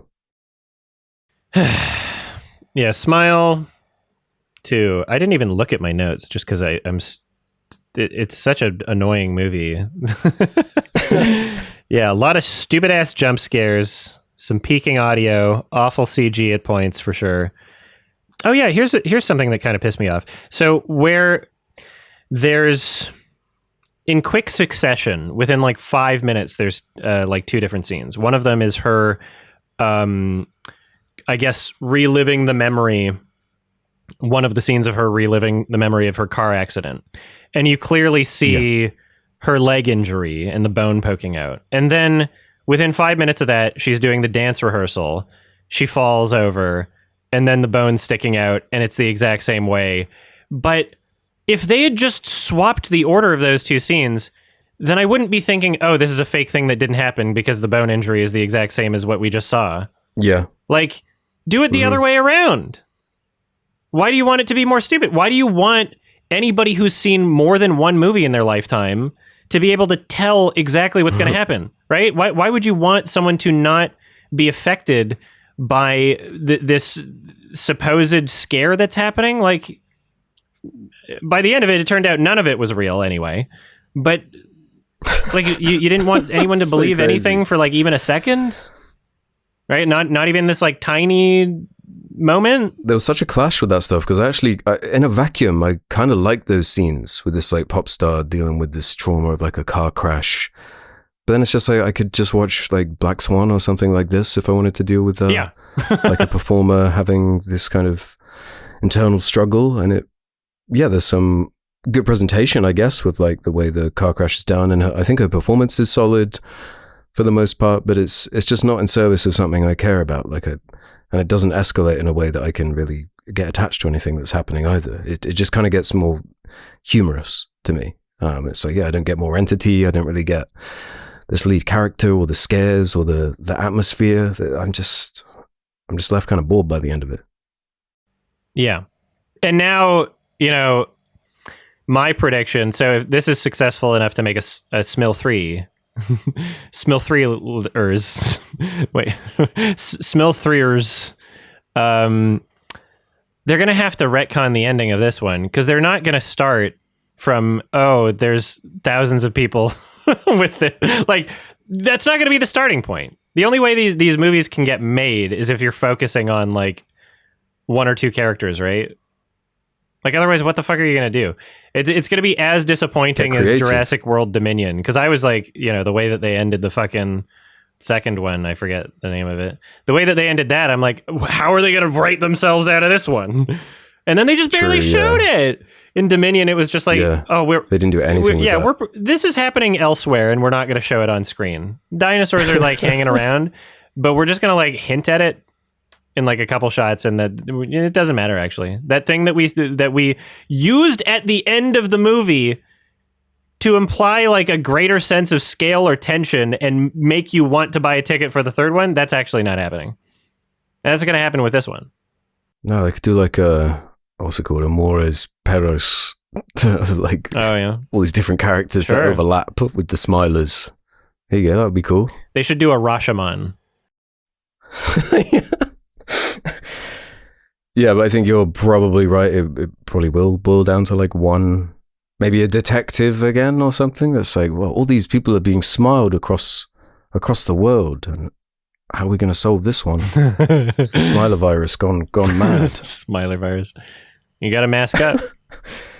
Are they going to swap the E for a 3? They have to. Title and turn it's an obligation. It'll be on at least one poster. It might not be the official title, but it'll be on at least one poster or marketing material. That's my prediction. And you could build in the, like, you know, the ASCII like cat smile with a 3. Ooh. Build that into it, you know? Have a cat be a smiler. Sorry, I meant to say ooh woo. I think that would sell. That would that's a new angle to take. The pathogen. I think that if somebody gets word of auditions happening for Smile 3, let me know. I'll fly to LA and I'll do my fucking Smile, okay? And they will hire me as a side character or a background character, because they'll see that fucking smile. They'll be like, gotta have it. And hopefully they don't know who I am and I can just get into like one scene. Would you be willing to be one of the naked smilers? Hell yeah. Like they do in the part 2? Yeah. Of course. That could work. Hell yeah. Oh yeah, that's how I'll show up to my audition. See. Yeah, they don't even ask you. Yeah. Naked Smiler. I can't take this smiling. That's what the title should be. Naked Smiler. That was the only part I was kind of like, oh, this atmosphere is nearly getting me with this naked smiler. This was kind of built up in a semi-interesting way, but it's like all of the tensions just evaporated the second like I see it properly, and like walking towards the camera with the smile. I really can't take it seriously. I think it's what's sad about that scene in particular is that, like, if you were to believe it as something that was actually happening, it would almost be scary. Like, conceptually, the idea of like a super crazed fan breaking into your fucking house that like wants to, that's why it kind of worked better for me. Like you can't even rationalize with because they're just fucking insane. That's conceptually scary, but then, based on it being the movie that it is, it's not happening and it's just a hallucination and she's fine. Mm-hmm. So who cares? Yeah. Who gives a shit? I don't know. I guess I just don't like this type of horror where the entity or the creature thing just kind of messes with you. Just a little trolling. In this. Yeah, that's a good way of putting it. That's what they do. It does kind of troll you. It's just blue balling the entire movie and then maybe something happens at the end. Until it makes you kill your mum, I guess. Fuck. It's so annoying. What do people get out of this shit? But like, did I miss like a lore explanation of why it like messes with you? Is it like... No! It's because other movies do that. That's why. It's because other movies do it. Yeah. Yeah. They don't really indulge in it or present it in a way that feels cool or new or fresh, like the It Follows one or whatever. Yeah, give us some like rules at any point. Uh-huh. Yeah, well, switching up protagonists would be cool. Even though I know everyone loves this character here. I don't know, lots of good ideas, but it just doesn't come together to me. And it's like bloated and just goofy by a certain point. Lots of good ideas from other movies. Yeah. Done worse than every other movie that it's ripping off, except Truth or Dare. That's the exception. That's the one movie it rips off that it's not worse than. Was this kind of motif it has of turning the camera upside down for these like upside down establishing shots and stuff like this? Was that like supposed to be a turn your frown upside down thing, but with the visuals? It's just other movies have done it, so he's going to do it. It's really that simple. I guess. I don't know. The concept is just so weak to me. I feel like this director maybe I guess we'll see with Possession how that comes together. But yeah, this was a no from me. I think it was a lot better than that first one. But this would only be like a 2-star for me. There were points where it was slightly higher, but as it was going on, I couldn't get on with this. I'm giving this one a 2 out of 10. This is worse than the first one for me. Production value is much higher, but like, if I were to rewatch one of those films, it would be the first one. There's no point in seeing this one ever again. Oh yeah, it's absolutely useless. Yeah, I don't know if I could watch that first one again. I think I probably would watch the second one over it, but I hear what you're saying. The birthday scene's on YouTube. Yeah. No, that was how I recapped it. I just searched like the Smiler Entity Part 1. I was like, oh yeah, that was like the one bit I enjoyed. I'm all caught up now. Yeah. Cool. And there's not much to it. You wouldn't really be confused if you hadn't seen the first film. No. Although you might want that saucy bacon recap. Yeah. Yeah. Make me hungry. Terrible. Yeah, a little bit stinky. Yeah. Certainly didn't make me smile. There's a film recommendation. I recommended Iron Man. Tetsuo, the Iron Man. I mean, Tony Stark. Yeah, it was a weird start to the MCU, but they found their footing. This is a Japanese film directed by Shinya Tsukamoto from 1989. There's apparently sequels. I didn't really feel like watching the sequels. This is the type of movie where I feel like, you know what? This works as its own thing. I don't know what you would do with a sequel. Maybe I'd be curious about it at some point. It is black and white, probably for budgetary reasons, as you do in 1989, making a very low budget film. Apparently, it was between $100,000 to $130,000. It is very unconventional and very extreme, and I had a really good time with it. Honestly, I really enjoyed this one. Very wacky, very very crazy, very visceral. It's definitely crazy. Yeah. What'd you think? Yeah. There was a lot I appreciated about it. I think it's one of those cult films for a reason. But my actual experience with it was like headache inducing. Maybe that was made worse from this cold I have right now. Maybe. But how did I note it down? It feels like being put inside a washing machine with a bunch of loose metal. Yeah, that was it. It was fun. And I feel like this is going to be one of those ones where a lot of my critiques of it will be exactly what you love about it. Yeah, probably. But yeah, I had to take a phone call about 36 minutes into the film. That's why I have that time code so specifically in my head. But after that phone call was over, I was like, oh man, really? Like 36 minutes, and I was kind of happy of like what I'd experienced so far. I was like, that's about all I need of this kind of this tone, this atmosphere. Sure, it does escalate from that point to even more craziness, but I don't know. I'm a narrative guy. I'm a characters guy.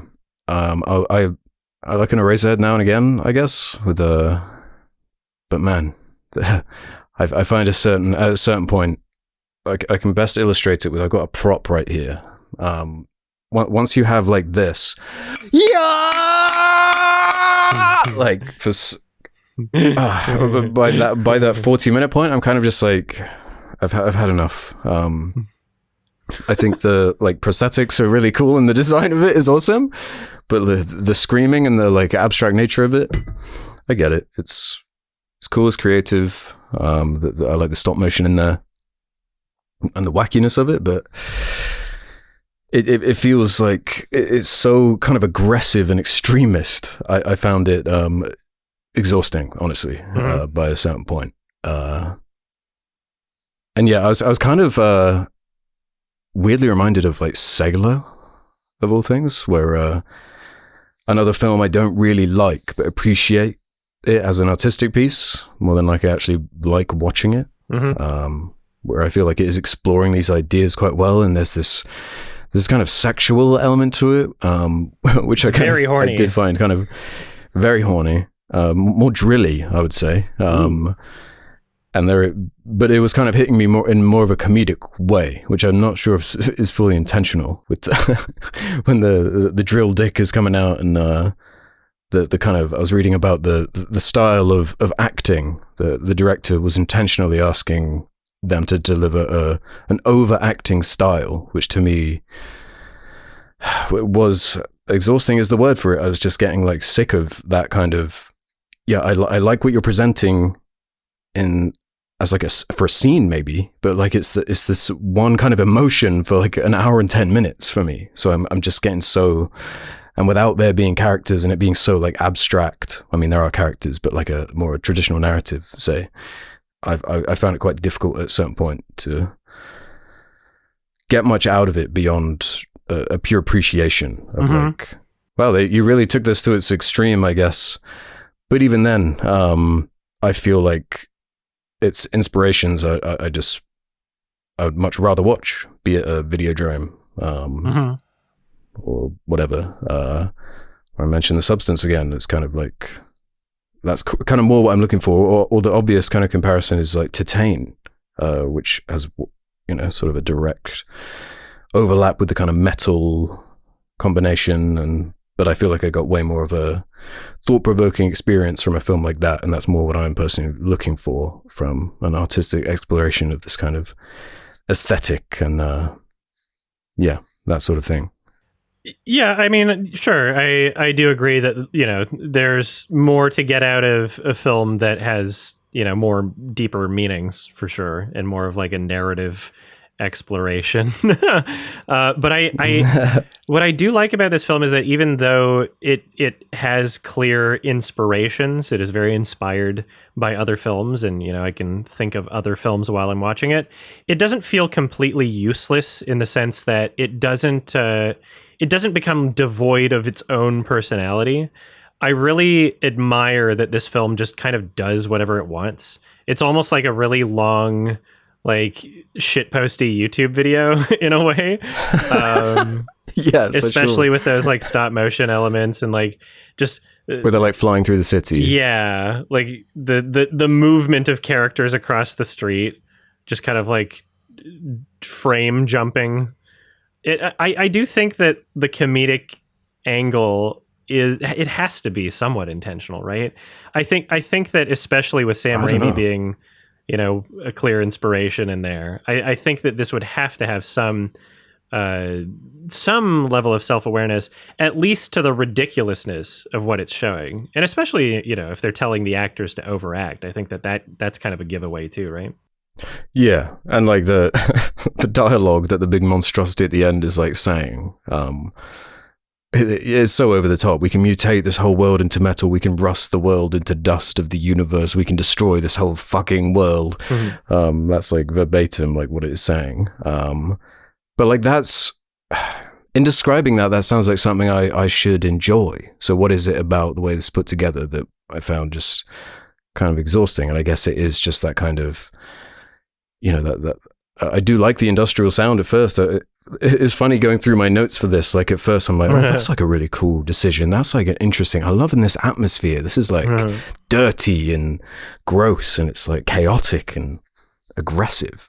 But as it goes on, I'm just kind of like more and more tired by it. And by the time it gets to like that chase scene where they are like flying through Tokyo in the stop motion style, I'm just like, I could have done with this being like a half an hour exploration of these ideas, because I feel like it was actually explored quite well within that time. For me, for what I'm looking for from something this kind of scattershot and chaotic. Yeah. This is a movie that I feel I could put on for a bunch of drunk people and it would go well. Yeah. Yeah, I think with the hour, if you could have like conversations and stuff, and go in and out the room, and mingle like that, then that would be my ideal way to see this again. And I'd be like, okay, I've had enough of this for now. I'm just gonna go like have a cigarette or something.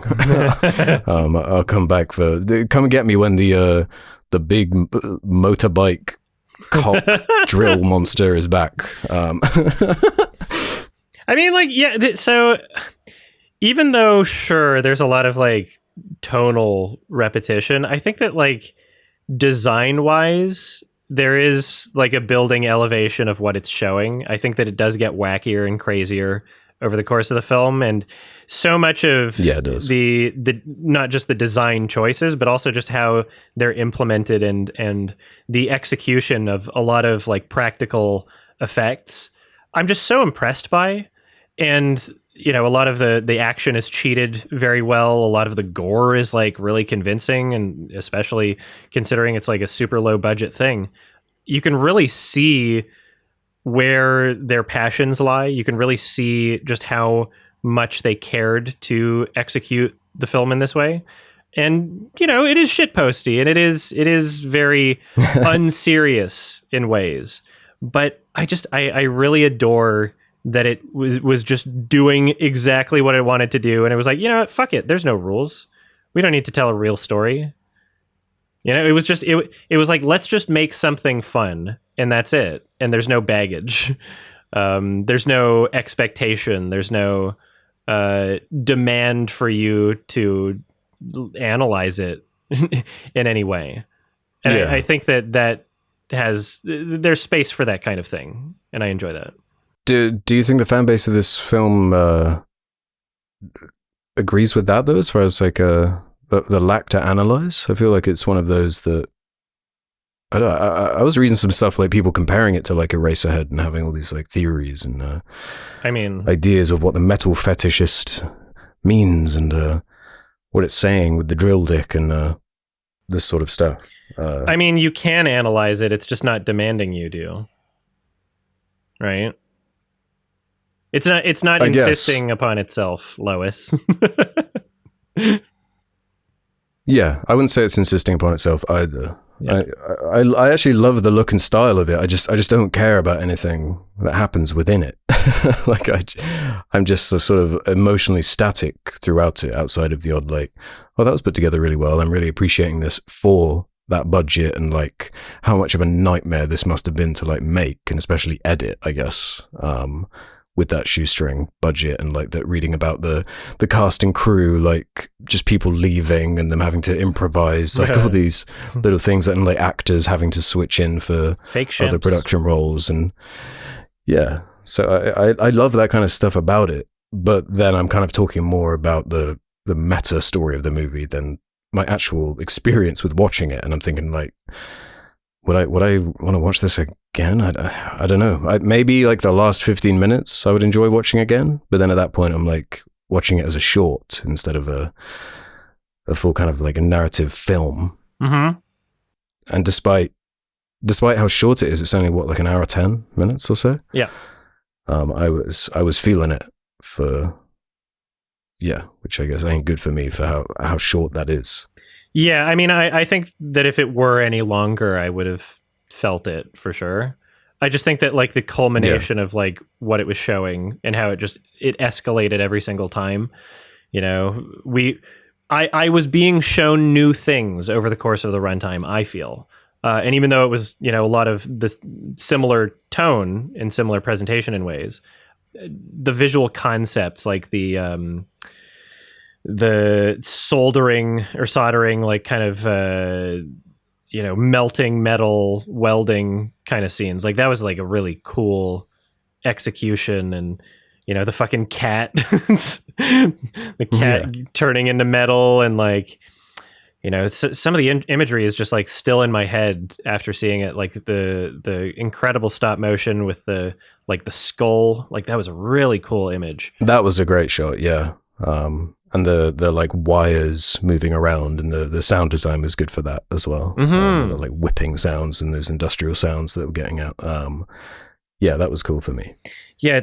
it's like so extreme in terms of like the conceptual cringe that it's offering, like cringe in a good way, like teeth on metal is like a lot of it, and then like the guy's fingernails on the grate, and just like the sound design working in synchronicity with that. It's showing me something that's extreme, and I like being shown extreme things. I like having an actual emotional reaction to something. And sure, I'm not, thinking about a story, and I'm not really thinking about the characters. It's almost kind of like a tech demo art piece, kind of like montage in a way. But I really enjoy it for what it is in that sense. Yeah. Yeah. Yeah, I agree with like the practical effects and everything and the way that was put together. And especially like the detail of having, like, I noted down in some of the shots with the big prosthetic on his arm and this like kind of steam coming off it and this kind of steampunky type thing going on there. It was making me think of like Alien with the weird combination of organic, and I just like the idea of the metal fetishist, like that being a starting point. Is like, that's a crazy idea. Like, I want to see where that goes. And I've seen like mixed reports on the other movies that you mentioned in the intro. I love the name of the sequel, Body Hammer. I think that's a cool ass name.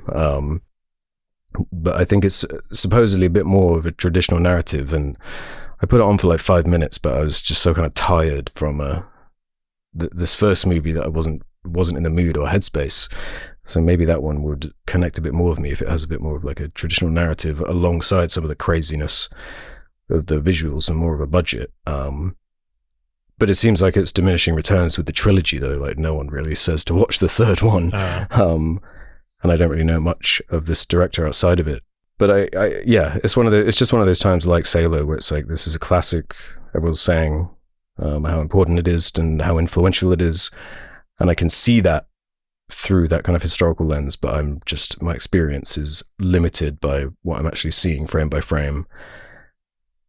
As a whole, I feel like I like the concept more than what I'm actually watching in the end. And sure, there are like images and ideas I will be plucking from it and are memorable, but in the same way that, I went to the Tate Modern recently, and there was I had a bunch of similar experiences with a lot of the video art on the installations there, where it's like, oh, these are cool ideas, and man, this is like slow and lingering in a way that's like so abstract and not really getting an emotional reaction out of me outside of that frustration or bombardment, which I don't know, that's art, that's part of it, like and that like aggression is definitely part of it. So I don't know, he might consider that a successful, happy response as like an artistic piece, which is funny because some people on the subreddit were like freaking out at my rating I gave it, as if it's like, oh, you like movies, so you should like it by default. It's like, welcome to the club. What do you want me to do? You want me to just lie? Yes. Oh yeah, I loved it. You should watch this. Even though I was pulling my hair out when I was actually watching it. Yeah, it's definitely an appreciate more than actually like for me. Yeah, this to me is like kind of like the inverse of Jean Diamant. Like both could belong in like an art house museum. Both could occupy separate spaces in terms of like, just being played on a TV in a museum and just talking about like how it affected culture. But they're both going for like exact opposite like tones. Yeah. And it's both like an intentional artistic statement in that way. Where it's like this, 1 hour, it's frenetic, it's crazy, it's sporadic, and then the Diamond slow, plodding, making its point through the frustration of its runtime and repetition. Yeah. There were parts of this that reminded me of that Ronald McDonald Insanity YouTube video. Oh, yeah. Wow, I haven't thought about that in a while. Yeah. I don't know, maybe I was just in like a bad mood or something. I think so. Because I hear what you're saying. But yeah, or maybe watching with a crowd would be more fun or something. to be a good Midnight Madness. Yeah, I'd watch this for a Midnight Madness, but like putting this on just for fun, the fun of the game, maybe to show somebody certain scenes from it, but even then I don't know if I could hack just sitting through the whole thing again. I just think that like the presentation of this film was so expressive. A lot of like extreme camera movements and tilted angles and like close-ups, and the editing worked really well for me. Like I'm a huge fan of films that show like when you're cutting between different scenes or different shots, especially like frequently within a scene. I like when the audio design is synced with the cuts.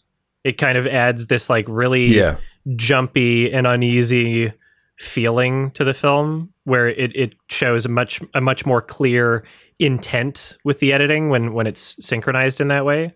You know, visceral, I've already used that word, but it is a really visceral experience, you know, even ignoring the practical effects and body horror, just the way that it's using the language of filmmaking to communicate a tone. I really connect with. I'm a huge fan of that type of thing. Yeah, there were cool shots I noted down. Like there was an ongoing visual motif with like faces being framed like perfectly in half. There was that cool shot with the phone call where the camera's kind of swinging left, swinging right. It is frenetic. It's crazy. Also, shout out to when it does get to the big monstrosity at the end, and there's like a big, kind of like the substance, like big creature thing. Mm-hmm. And that the face of it kind of stretches out, and this long neck comes out, and it's like this big model, which I thought was cool.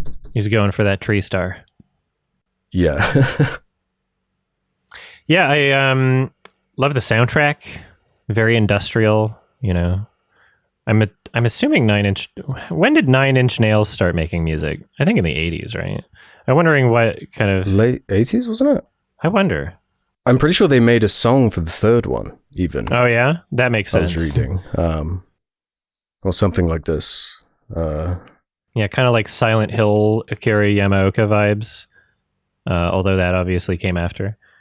Yeah, it's very, very unhinged. Yeah, it is unhinged. I love the baby, the face in the TV where there's this weird baby laugh for like 2 seconds and it comes back to it every once in a while.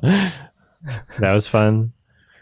I love how infrequent the dialogue is, and when it shows up, it is funny. You want a taste of my sewage pipe? It's funny. That's a good one. Your future is metal. Yeah. Yeah. Yeah. Yeah. Over the course of the film, you know, like it to me, it was just kind of like so amusing as it started out, for sure. But over the course of it, I felt like it was growing on me, and kind of differentiating itself from just purely a shitpost to a legitimate work of art. I think that, you know, you could have the same concept executed by somebody else and it would have turned out entirely differently. There are, you know, genuinely disturbing, horrifying concepts and imagery and execution. And so, you know, even as a horror movie, even though I'm not taking it completely seriously, there's definitely like aspects and elements within this film that do successfully create like a horror movie vibe, like a good horror movie for me within it. Even if the whole thing, I wouldn't, you know, I wouldn't put it on to like scare people. I'd put it on to like laugh with. Yeah, something campy about it. Yeah, but those elements definitely exist, and they're really well executed. There's a lot of talent going into it. Yeah, it's definitely creative and unique. I'm just not watching it again. And, you know, I do think it is a legitimate work of art. It's just that it doesn't speak to me, really. I'm just way more into what it inspired, you know. You're not into the vacuum penis woman? Well, yeah, that was awesome. But I prefer drill dick. Alex, I'm dying to ask you this question. Do you know what Sandy Cheeks cockvore is? I don't, but I can kind of intuit. What? I thought you would have known. Sandy Cheeks Cockvore. Yeah, there's a subreddit for it. Like, oh, well, sign me up. It's like one of those things where it's like there's enough images of it, or maybe just the first image was just like so funny that every image after that point was like half ironic. Or it's just one guy with a very specific fetish commissioning a lot of artists, which has happened before. Wow, it's got lots of members. It's the same reason why there's so much Falco and Star Fox macro pornography of them destroying cities. It's literally just one guy with a lot of money commissioning a lot of artists for one specific thing. Man, what was the fetish angle that was that made those connections to the Sandy Cheeks Cockvore? Well, I mean, I saw a woman with a vacuum penis, and I was like, "Oh, Sandy Cheeks Cockvore. I wonder if Alex knows about this." And so I needed to ask you. Well, I do know. Oh, thank you. I've introduced Alex to Sandy Cheeks Cockvore. Hot posts 8 days ago. She's addicted to the destruction. And she's like naked Sandy barreling through a city. So that's like a really specific fetish, like destroying cities. Yeah. Like Godzilla style. Yeah. It's called, I mean, if they're like larger than the city, it's called like macro, if they're like really big. And so a lot of like kaiju fans are like that. Dude. Not my thing, but you know. I filtered by top posts of all time. This is crazy. Okay, fuck. I mean, yeah, cool. Hell yeah. I'm gonna have to. I'm just gonna look at top. Okay, now I'm on the same side. I'm seeing what you see. This is wild. I think there was like one image that started it all, sort of thing. Let's see, top. The crossover with the Magic School Bus. Oh my god. Sandy's enormous peen vacuuming the Magic School Bus. Please let this be a normal field trip. Oh, that's so funny. Yeah, so that's the, not with the school bus in it, but that, I think that's the image that started it all. There's just something funny about a vacuum penis. Yeah, that is an interesting concept for sure. Yeah. Hopefully this director can maybe for the fourth one, you know, Tetsuo Sandy Cheeks Cockball. Oh my god. Crossover. That'd be cool. AI. Yeah. It's time. Oh my god. 18,000 members. Fuck me. I mean, it's a pretty funny subreddit. I'm not subscribed to it. I just know it exists. Oh, there's a 9/11 one. Great. Oh, Christ. It always is. Well, now you know. You're welcome.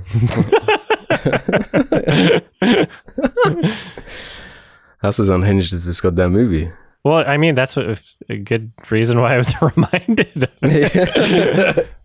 Like, oh yeah, Sandy Cheeks Cockbore.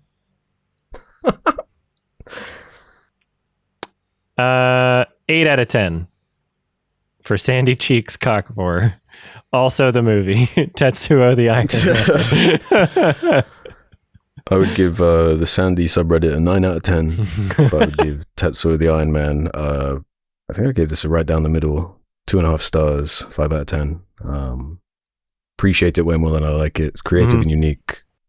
And I think all the things I dislike about it are exactly what the people who love it love about it. So hell yeah, go for it. Question time. Just gonna blow my nose, then I'll question. You need a vacuum for that nose. Christ. Someone please don't draw that. Oh my god. Oh my god. Right, let's do some questions then from the Sardonicast community. Head over to the suggestion thread over on the subreddit. If you want to leave something for a future episode, just like Shadow Conspiracy did. Has any movie caused you to actually get sick or even nauseous? After watching Terrifier 3, was just reading some reviews and people were saying how sick they got. Same for Terrifier 2, but can honestly say has never happened to me. Love the show, boys. Stoked to hear y'all talk about Nosferatu soon. Yeah, I can't wait for that as well. I have a couple answers. Yes. One I mentioned, I think, around the time I watched it, Pink Flamingo. Nice. Has something that genuinely made me like, oh my God, am I like going to be sick of my mouth right now? The licking the whole house scene. There's something about that was like, oh, that's like creatively gross. Don't like that. That is making me kind of feel nauseous. That's not even like the number one most disgusting thing in that film.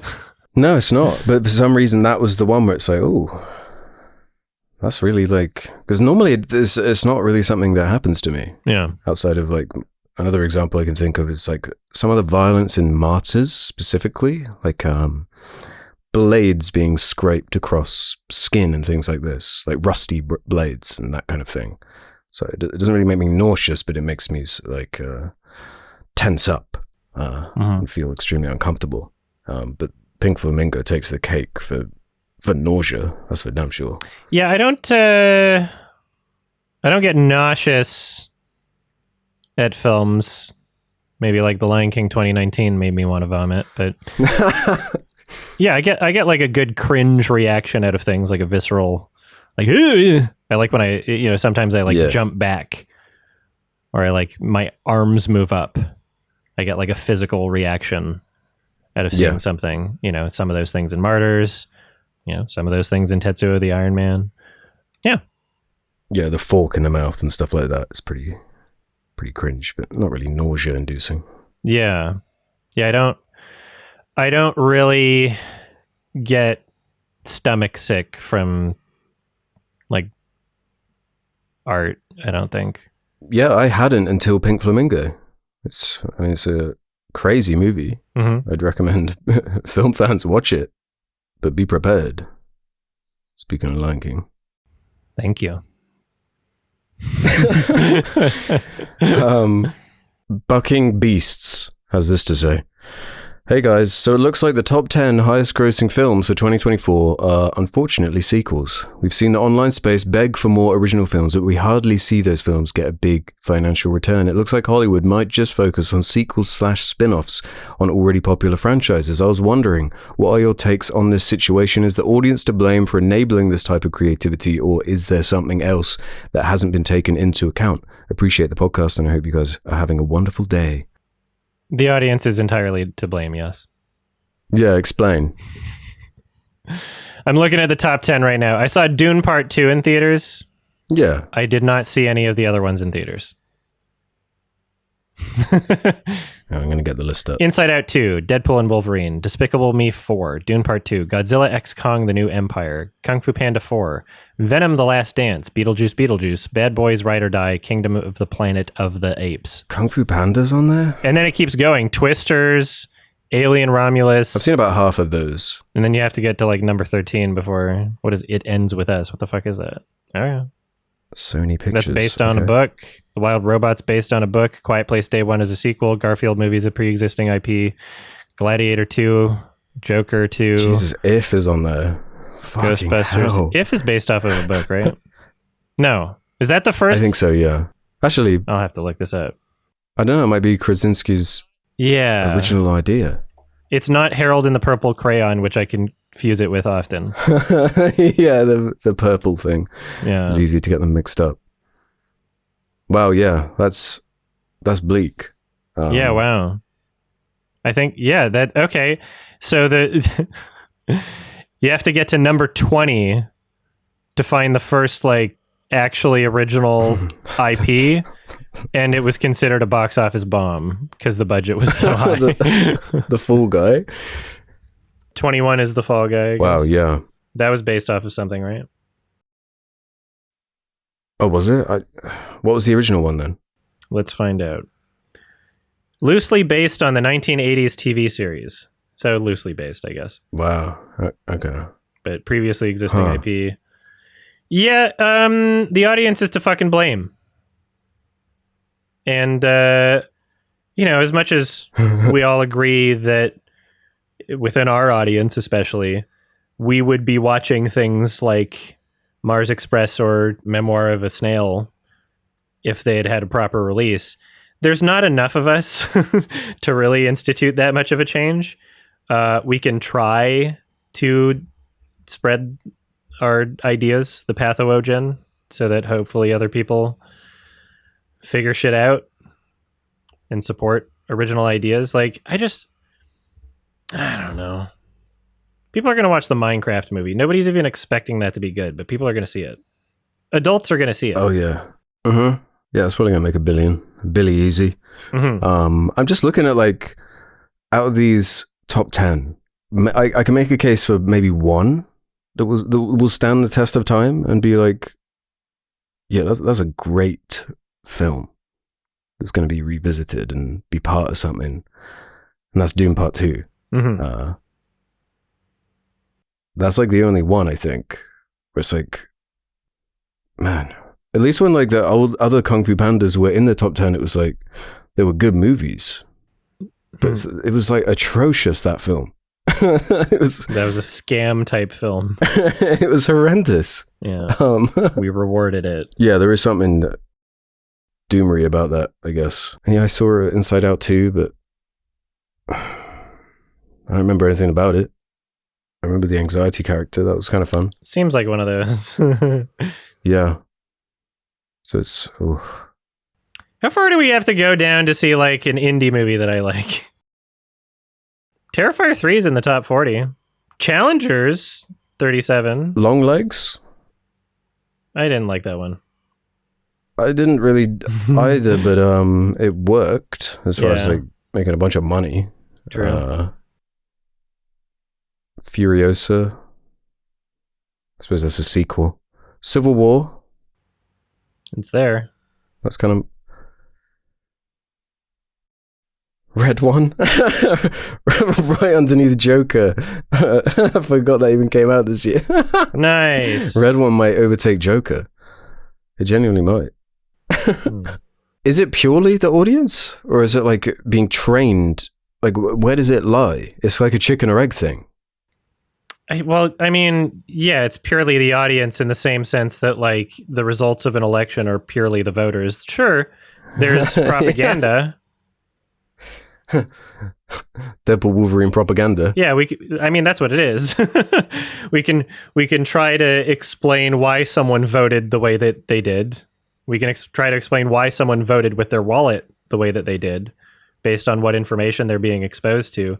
But if people are going to, view movies as more than just like a way to kill time and pretend to want something more out of a theater experience, if there's enough people complaining about sequels, which there's a huge amount, right? That's a pretty popular sentiment. Like, oh, all the sequels, all the remakes.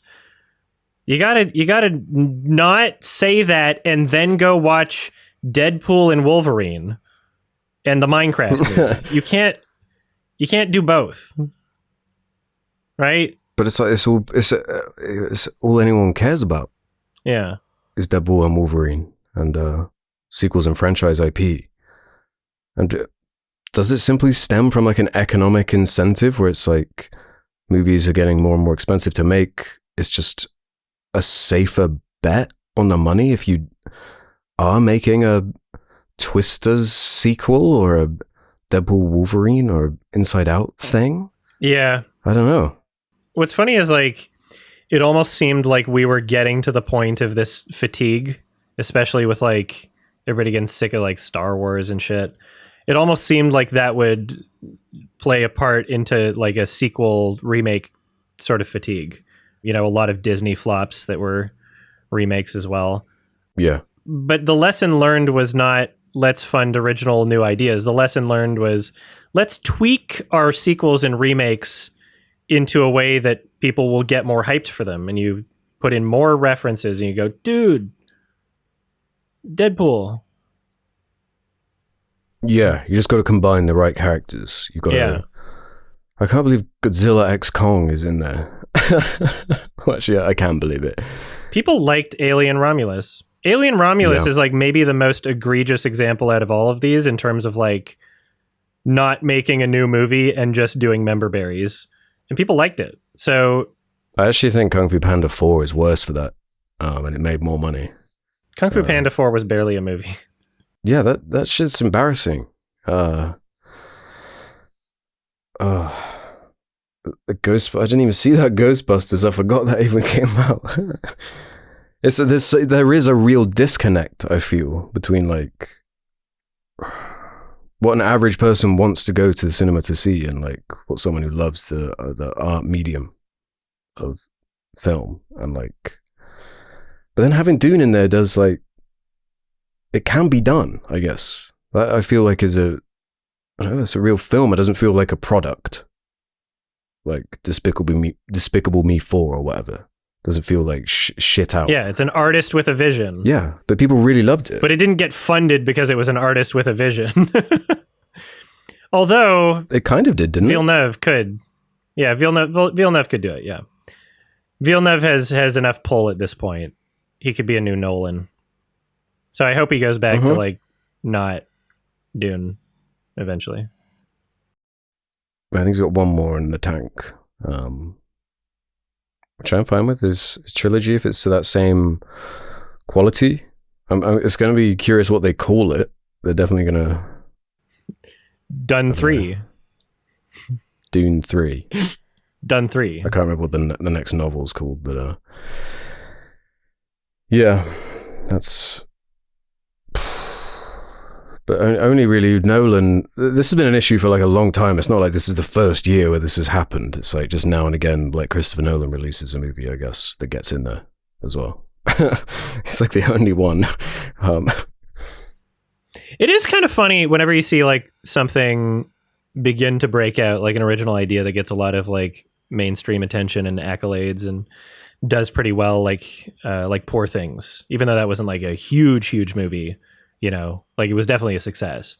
It's funny that oftentimes we see like genuine artists do something like that, and then their next project is like, okay, I can do whatever I want. I'm going to make something so inaccessible, right? Yeah. So like he's like, I'm going kinds of kindness now. It's like, oh, it's great for art house crowd, but like no, it's not going to have the same legs.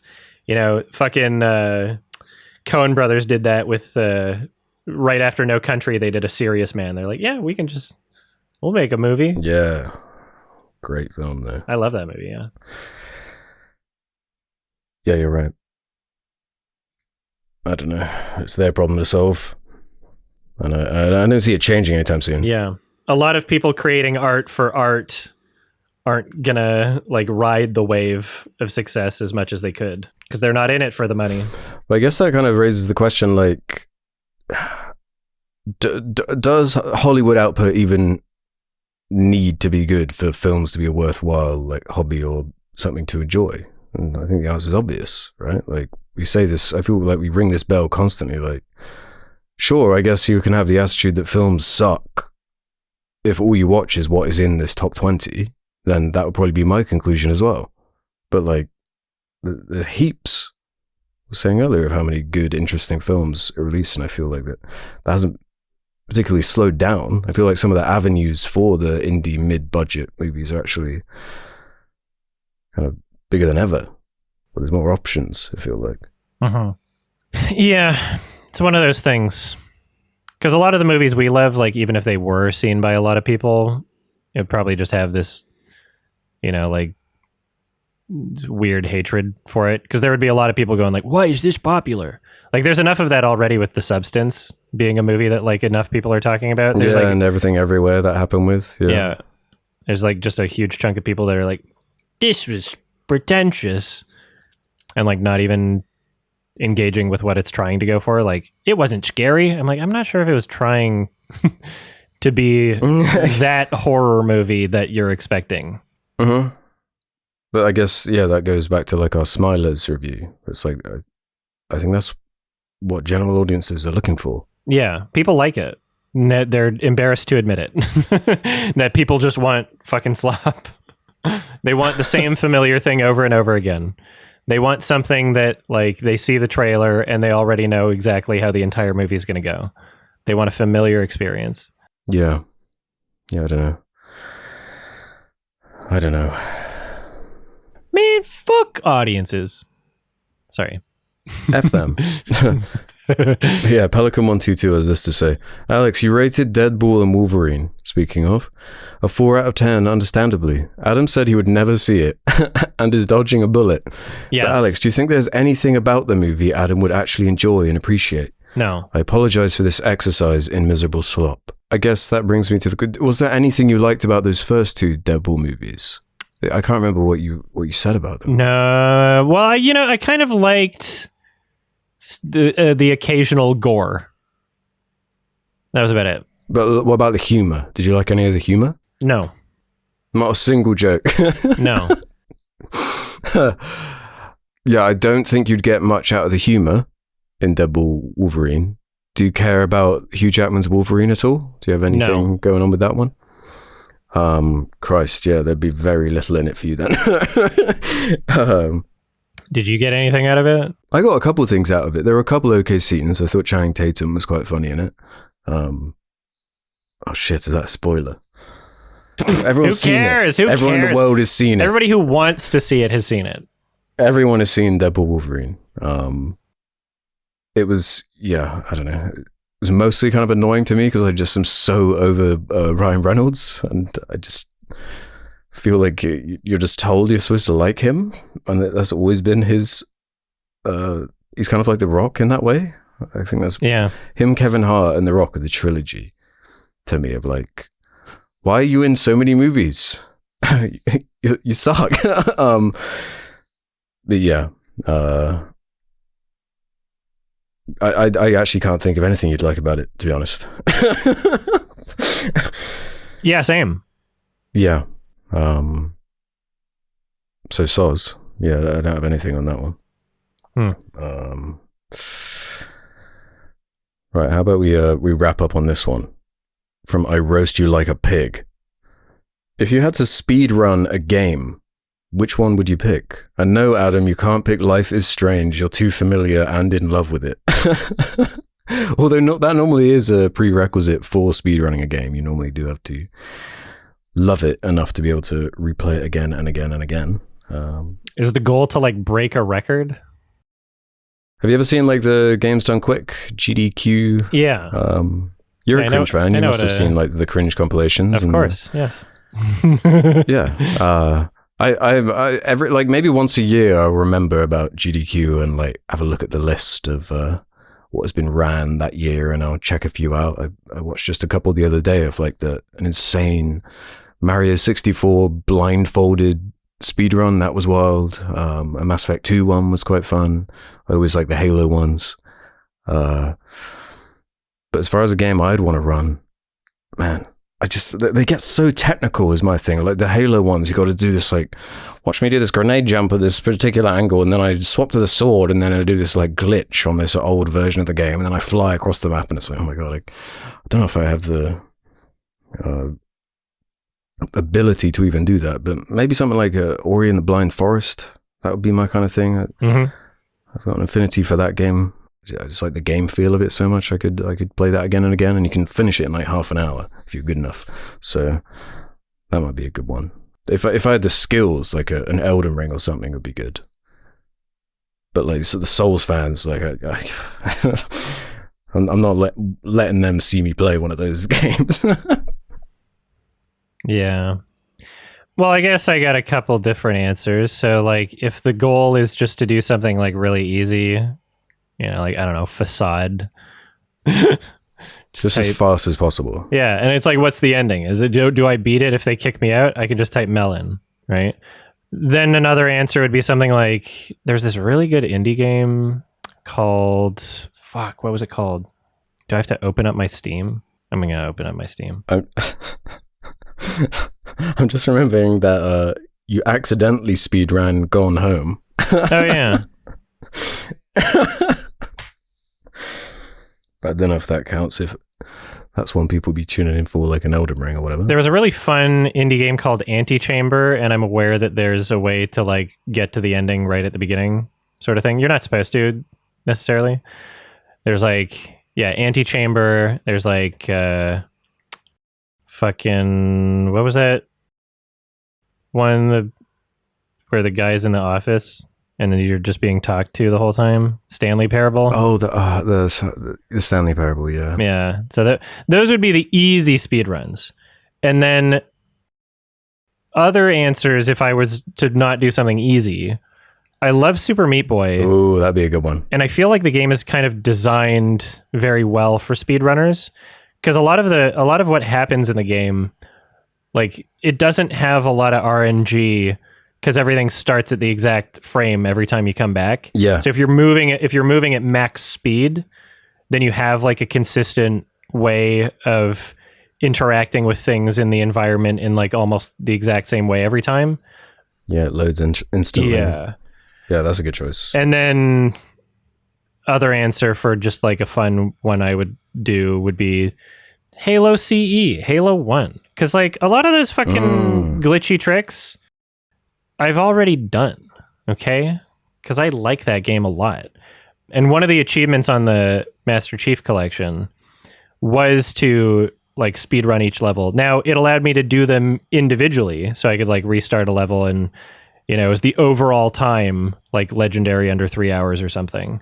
Yeah. And I was able to do that. I think I got that one. Yeah. Yeah, the Halo speedruns are really fun.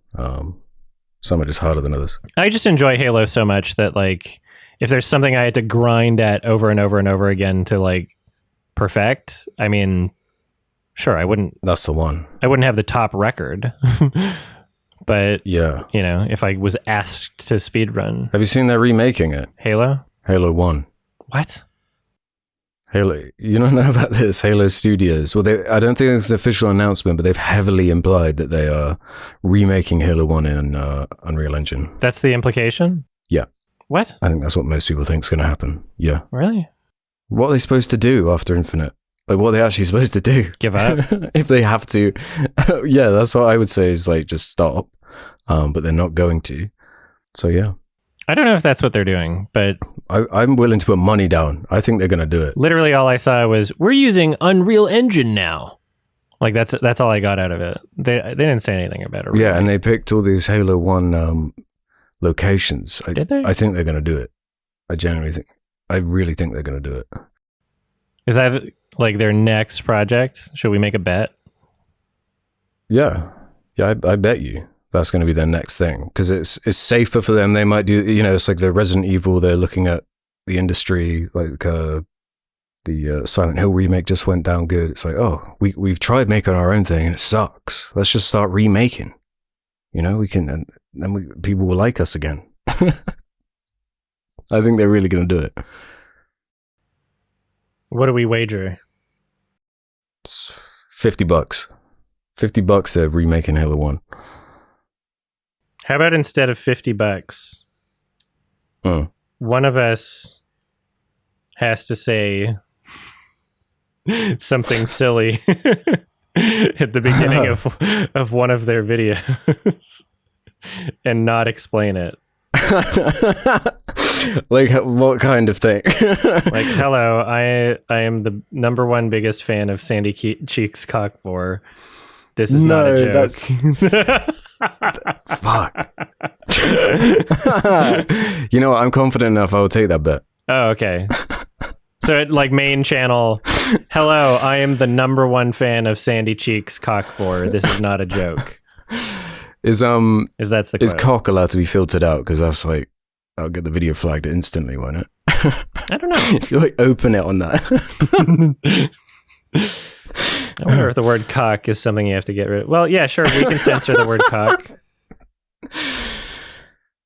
Okay.